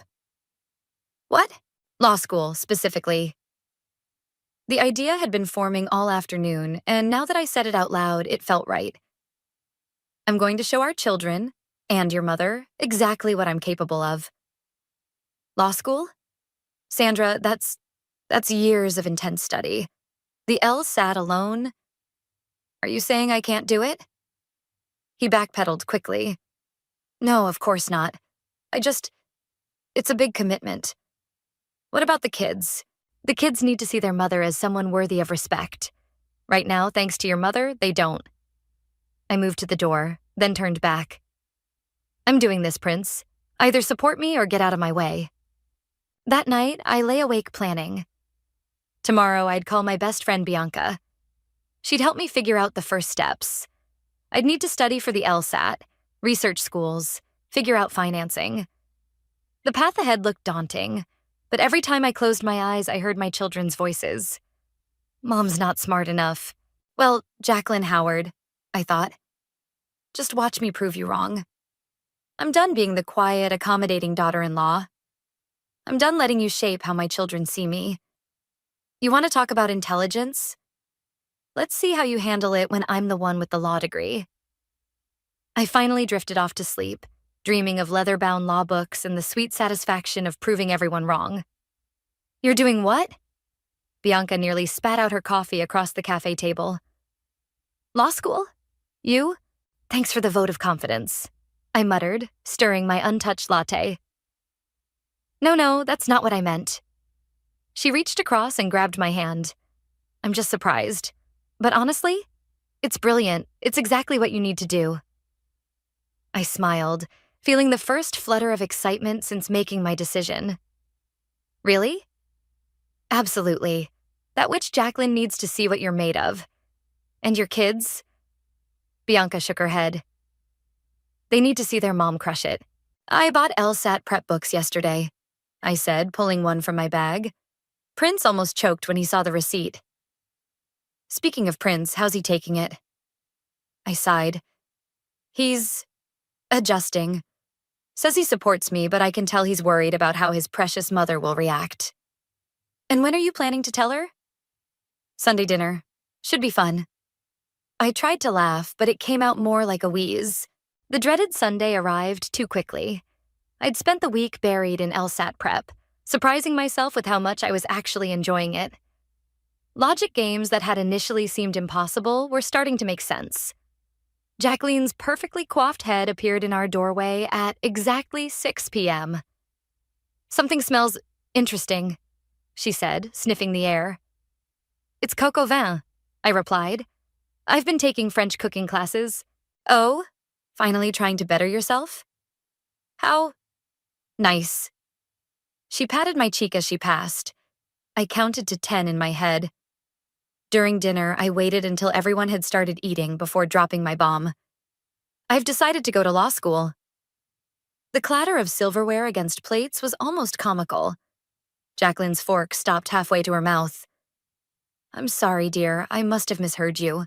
"No, you heard correctly." I took a sip of water, maintaining eye contact. "I'm studying for the LSAT now. I plan to apply for next fall's admission."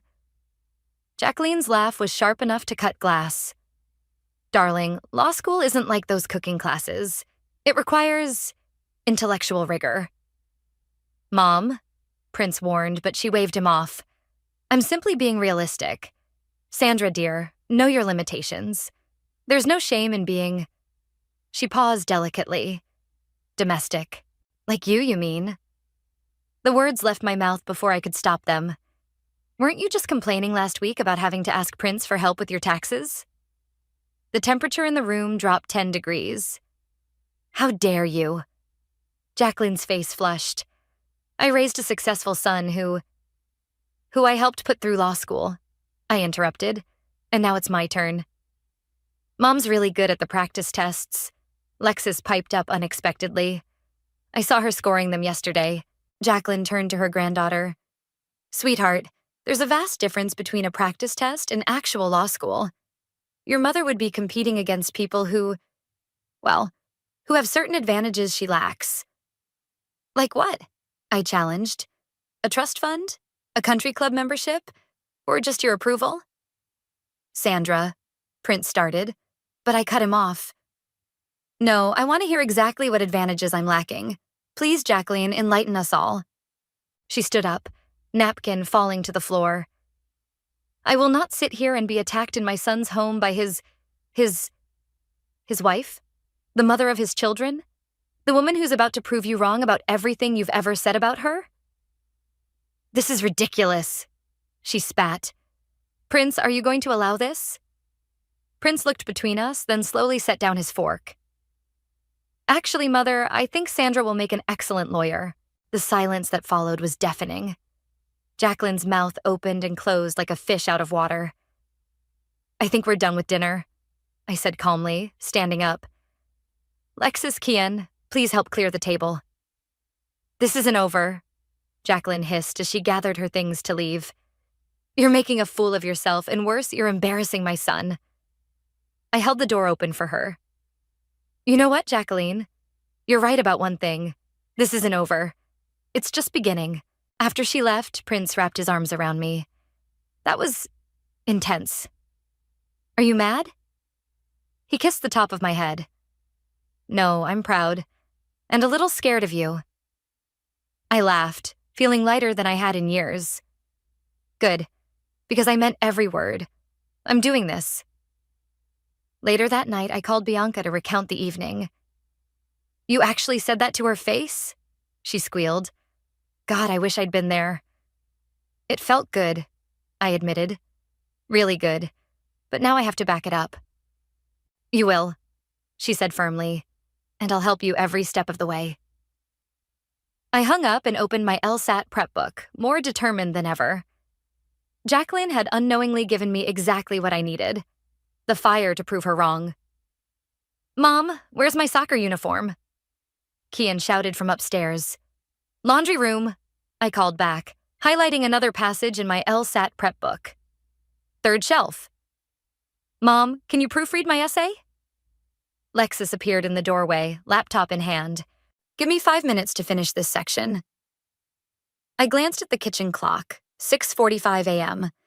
The kids needed to leave for school in 20 minutes, and I had my LSAT prep course at 9. 6 months had passed since the dinner confrontation with Jacqueline. 6 months of juggling household duties, kids' activities, and intensive studying.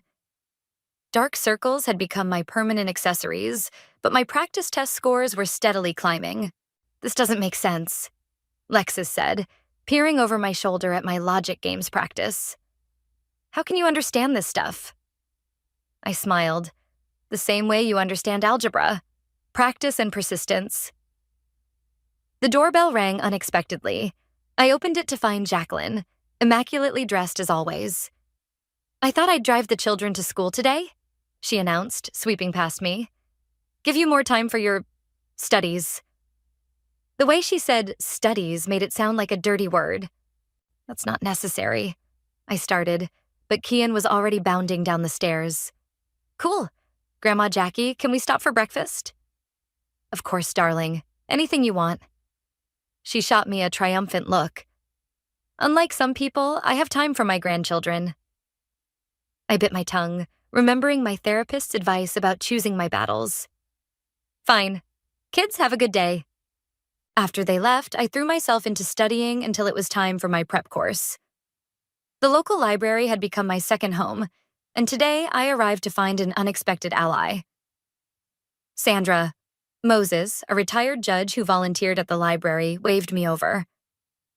I was hoping you'd come in today. I have something for you. He pulled out a stack of old law school textbooks. These helped me through my first year. They're yours if you want them. I haven't even taken the LSAT yet. I protested. But you will, and you'll pass. He leaned forward. I've been watching you study here every day. You have what it takes. What's that? Determination, and something to prove. He winked. The best lawyers always do. Later that afternoon, I was deep in a practice test when my phone buzzed. A text from Prince. Mother just called.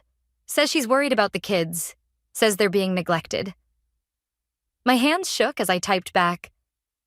Because she drove them to school one time? She mentioned Kian's grade in math dropped. It dropped from an A to an A. One assignment. I'm handling it. I know. I told her that. Just wanted you to know what she's saying.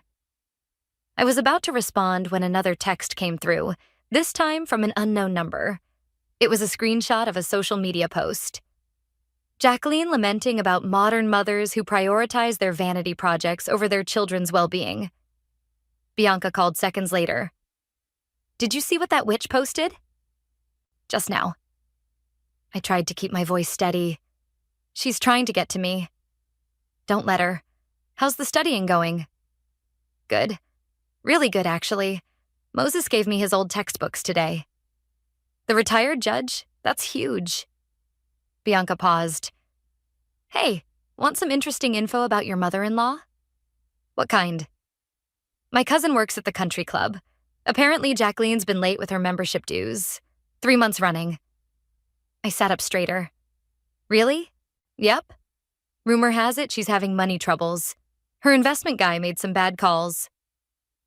This information settled in my mind like a seed. I filed it away for future reference. That evening, I helped Kian with his math while dinner simmered on the stove. Lexus sat at the kitchen counter working on her homework. Mom, she said suddenly, I told Grandma Jackie she was wrong about you. I looked up. What do you mean? She said you were being selfish, choosing studying over us. I told her you still help us with everything. You just sleep less. Lexus smiled. I told her you're showing us that it's never too late to follow your dreams.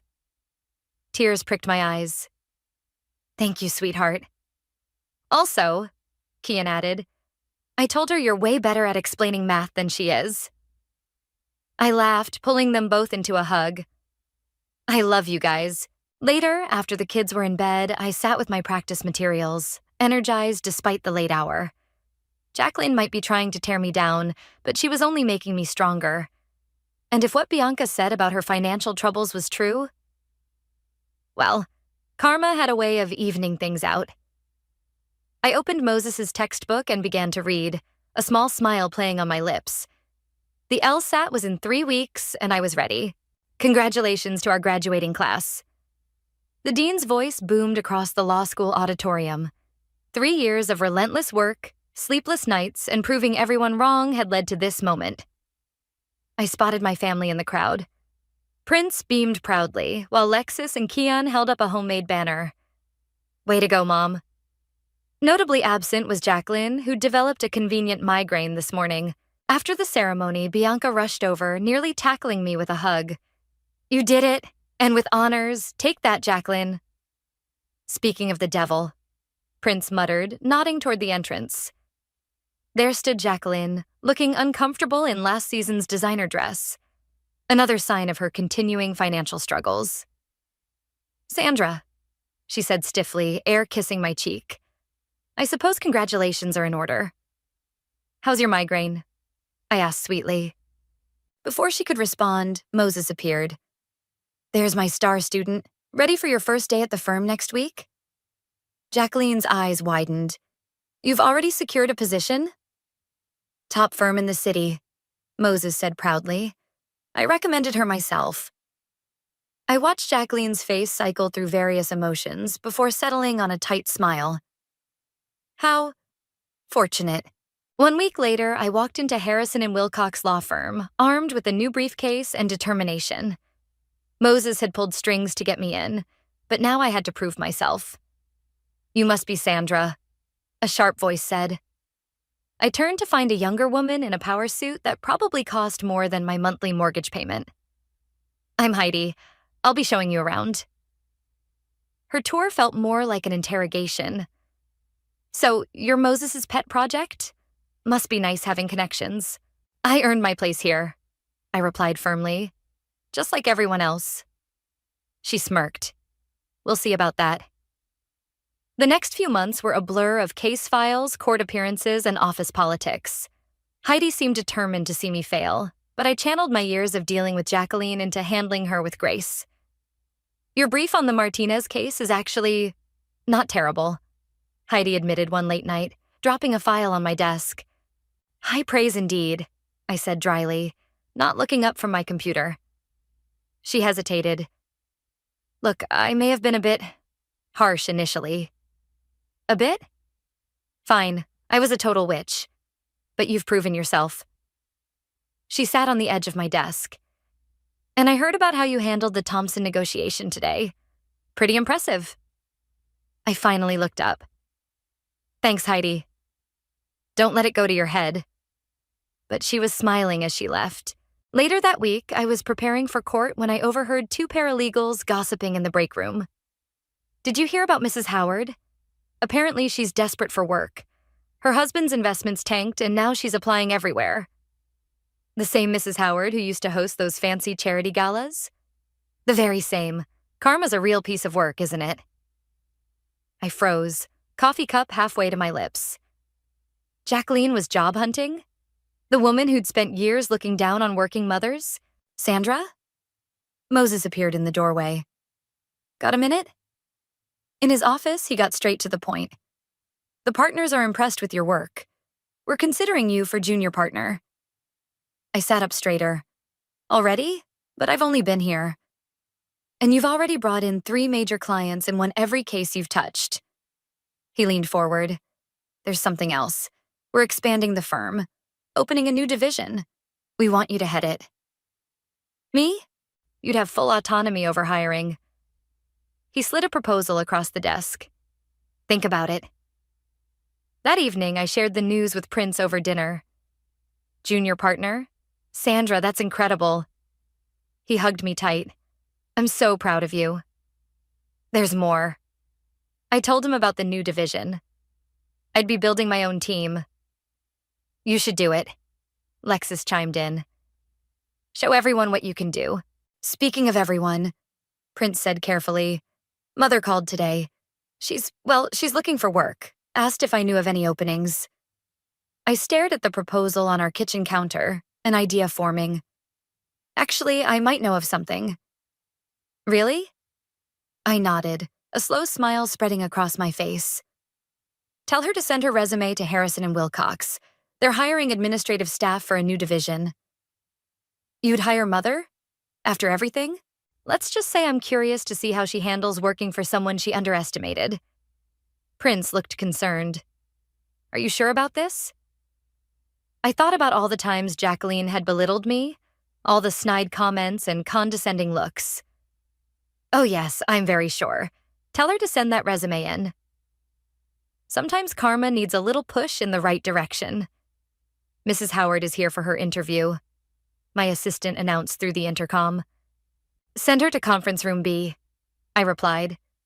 And make sure Heidi handles the initial interview.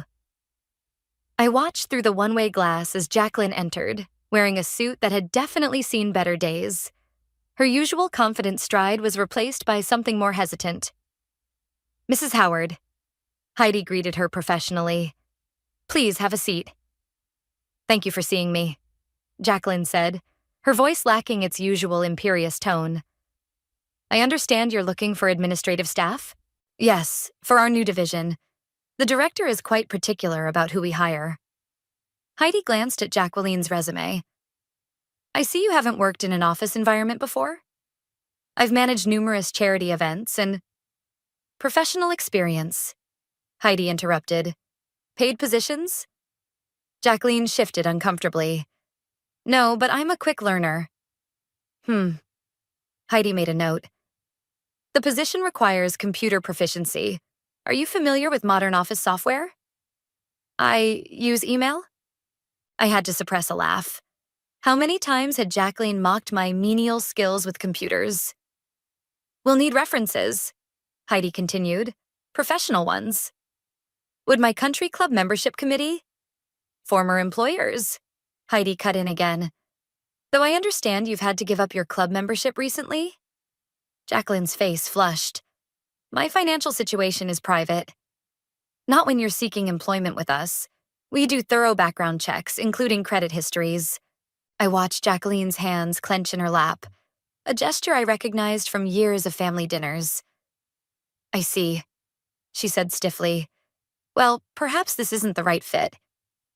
Actually, Heidi consulted her notes. The director specifically requested to meet you. She'll be joining us shortly. Jacqueline's relief was palpable. Clearly, she thought her social connections might still save her. If only she knew. I gave them 5 more minutes before entering the conference room.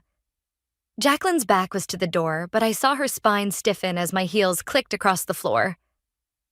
Mrs. Howard, I said pleasantly. What a surprise. She whirled around, face draining of color. Sandra? That's Director Quinn here, Heidi corrected, barely concealing her smirk. This is your division? Jacqueline's voice was barely a whisper.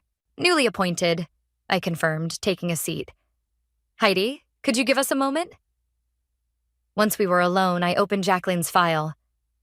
So, you're interested in working for us? I didn't know. I wouldn't have. She stood up. This was clearly a mistake. Why? Because working for your daughter-in-law is beneath you? You're enjoying this, aren't you? Actually, I'm taking it very seriously. Sit down, please. To my surprise, she did. Your financial situation is dire, I stated plainly.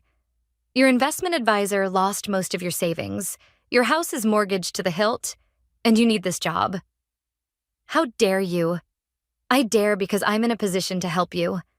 Despite everything, you're family. And unlike some people, I don't believe in using family connections to tear others down. That hit home. She looked away. The position is yours if you want it, I continued. Standard probationary period, fair salary, full benefits. But understand this. You'll be treated like any other employee. No special treatment, no exceptions. And if I refuse, then you can explain to Prince why his mother is too proud to accept a perfectly good job offer from his wife. She was quiet for a long moment. You've changed. No, I haven't. I've always been capable. You just never bothered to see it. Another pause.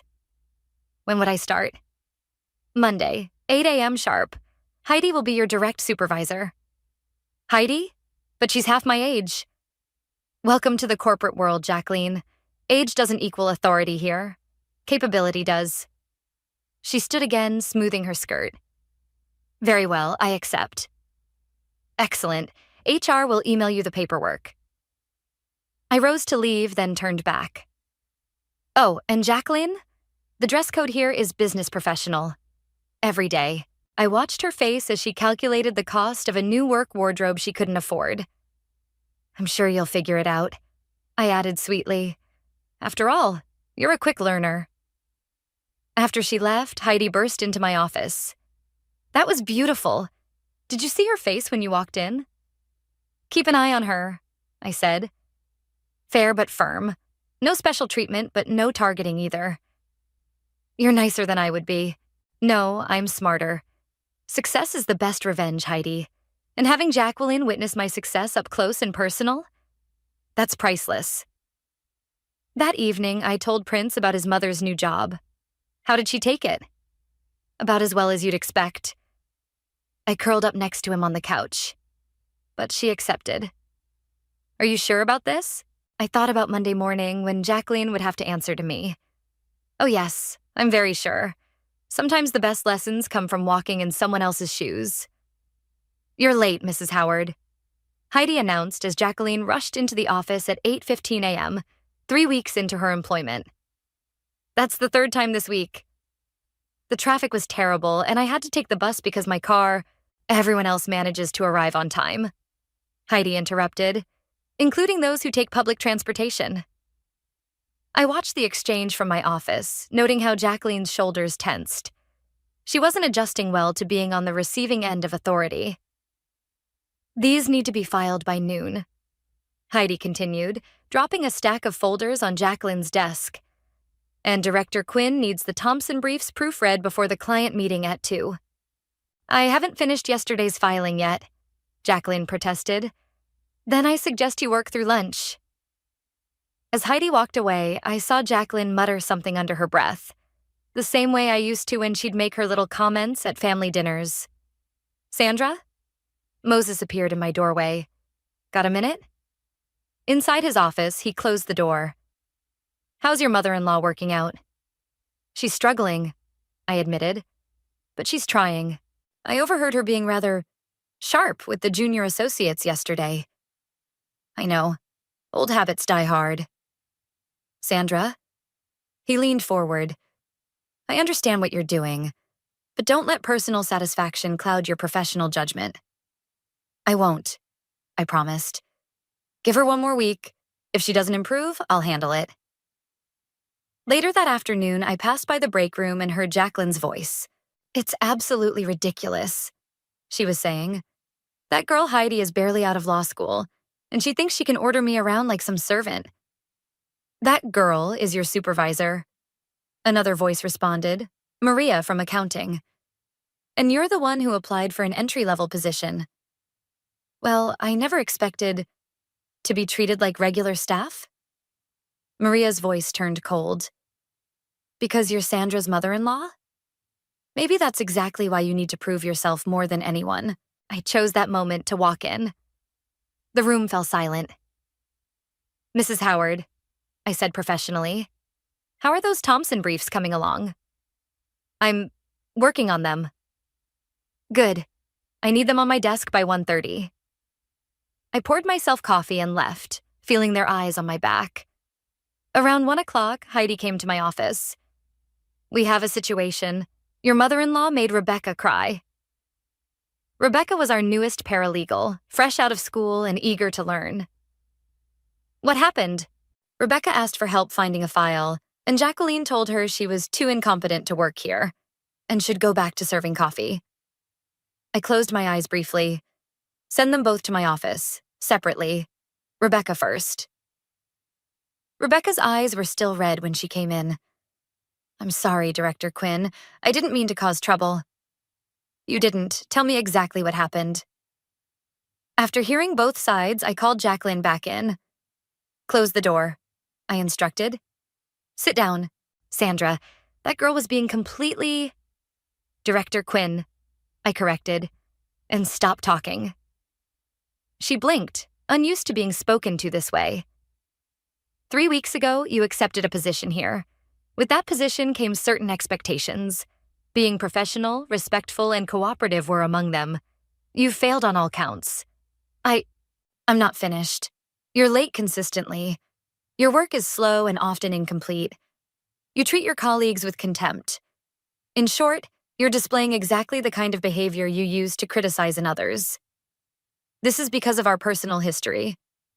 No, this is because you're a poor employee. The fact that you're my mother-in-law is the only reason you're getting this warning instead of being terminated immediately. She sat straighter. Are you threatening me? I'm giving you one last chance. Starting tomorrow, you'll shadow Maria in accounting. She's agreed to retrain you on basic office protocol and professional behavior. You'll report to her for the next 2 weeks. That's ridiculous. I don't need... Those are your options. Take the training or submit your resignation. The silence stretched between us. You're enjoying this, aren't you? She finally asked. Actually, no. I'm disappointed. I thought you'd rise to the challenge, show the same strength you always claimed to have. Instead, you're proving every doubt I had about hiring you. Her face flushed. I'll take the training, she said quietly. Good. Report to Maria at 8 a.m. sharp tomorrow. And Jacqueline? I waited until she met my eyes. You owe Rebecca an apology. A sincere one. After she left, I called Heidi in. Keep an eye on her with Maria, I instructed. If she steps out of line once... Heidi nodded. You know, for what it's worth, I think you're handling this better than most would. Sometimes the hardest part of revenge is showing mercy when you could show malice. Speaking of mercy, Heidi smiled. Wait until she finds out about next week's staff meeting. I couldn't help but smile back. The quarterly all-hands meeting would be interesting indeed. The quarterly all-hands meeting was set to begin in 5 minutes, and Jacqueline sat in the back row, nervously straightening her discount store blazer. 2 weeks of training with Maria had humbled her somewhat, but today would be the real test. Everyone, please take your seats, Moses announced from the podium.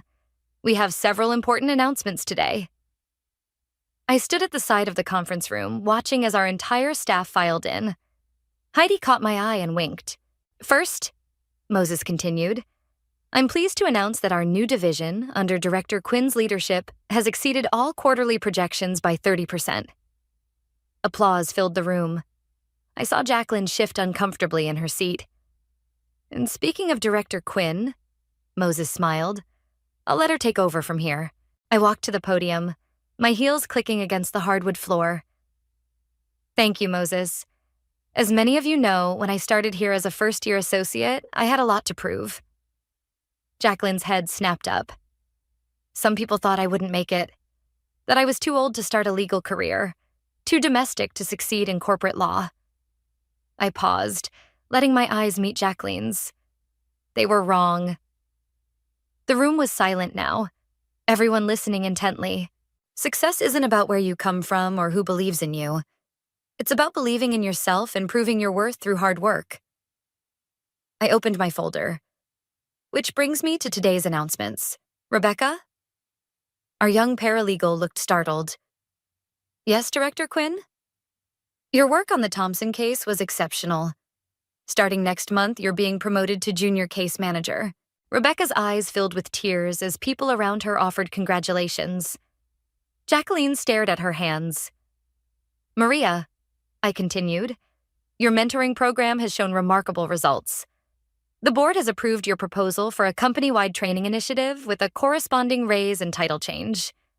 Maria beamed, and I saw her shoot a pointed look at Jacqueline. And finally, I said, I'd like to address our newest employees.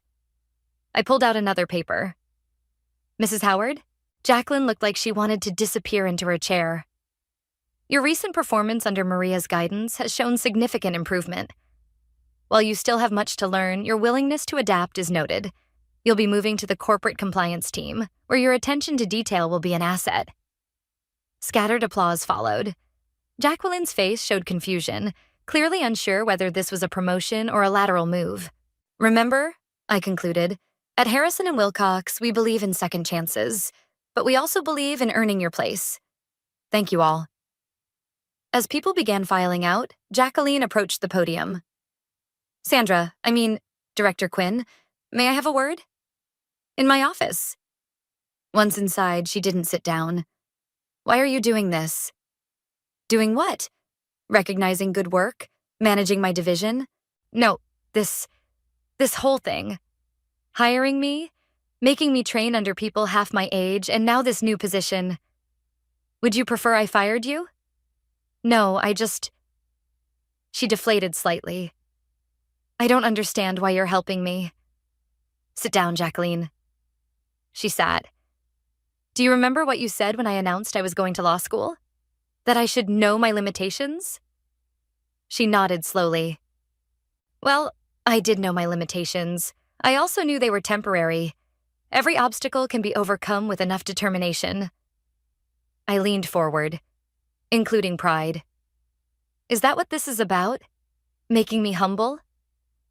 This is about showing you that the very qualities you mocked in me, adaptability, willingness to learn, starting from the bottom, are exactly what you need now.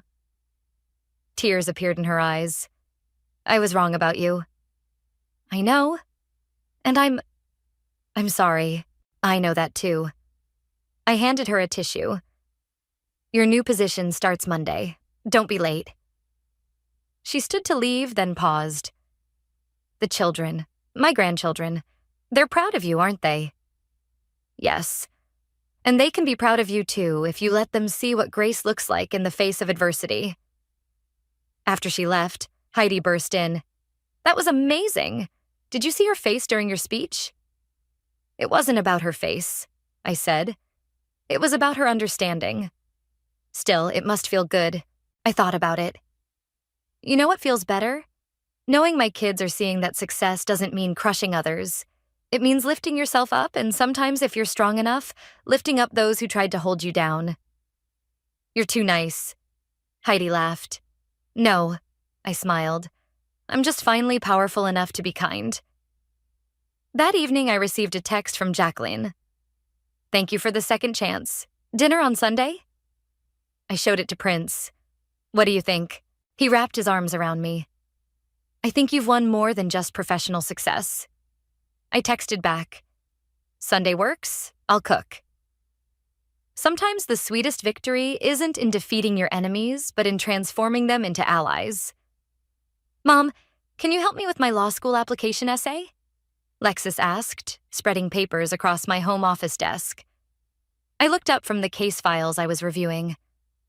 Of course, sweetheart. I want to write about what inspired me to choose law. She grinned. Guess who? Before I could respond, the doorbell rang. Jacqueline entered, carrying a stack of corporate compliance reports and wearing a sensible pantsuit, a far cry from her former designer wardrobe. I hope I'm not interrupting, she said, noticing Lexus's papers. These reports needed your signature before tomorrow. Perfect timing, actually, I said. Lexus was just working on her law school application. Jacqueline's face softened. Following in your mother's footsteps? And Dad's, Lexus added. But mostly Mom's.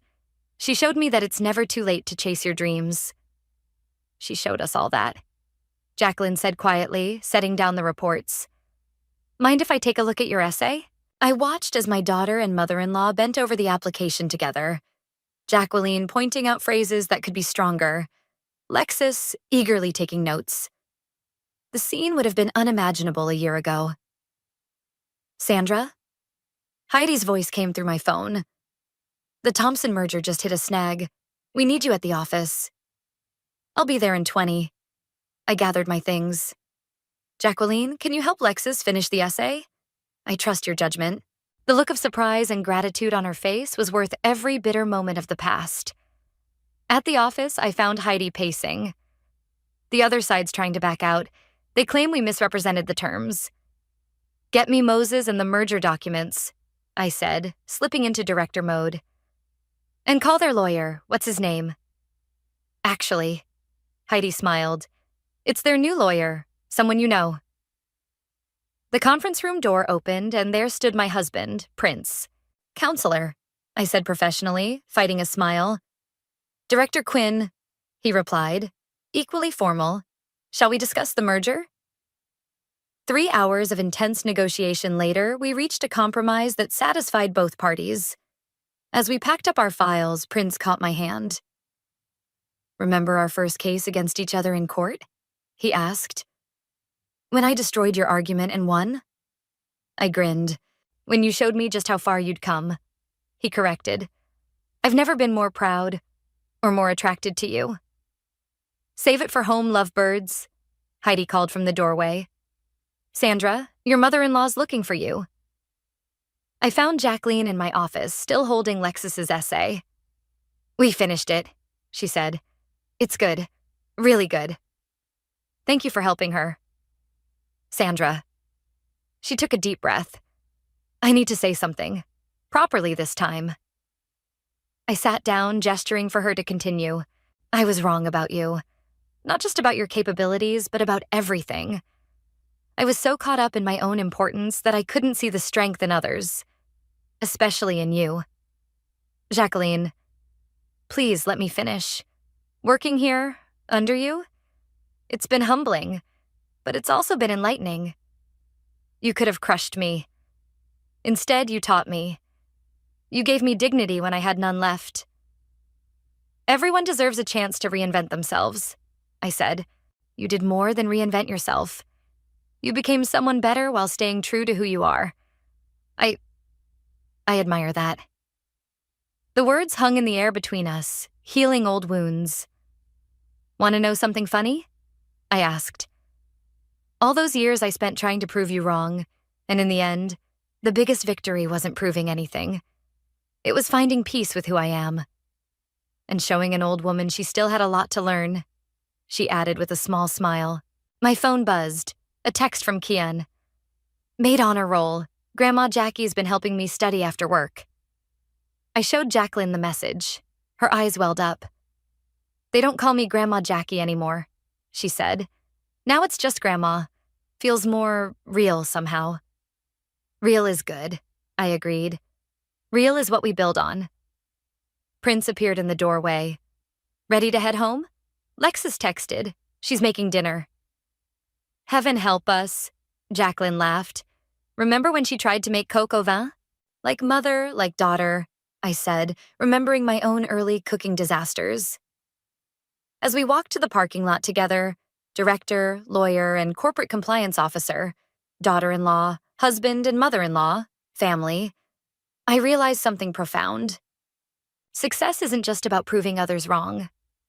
Sometimes it's about proving to yourself that you can rise above the need for revenge, that you can turn adversaries into allies, and that the greatest victory isn't in defeating others, but in helping them grow alongside you.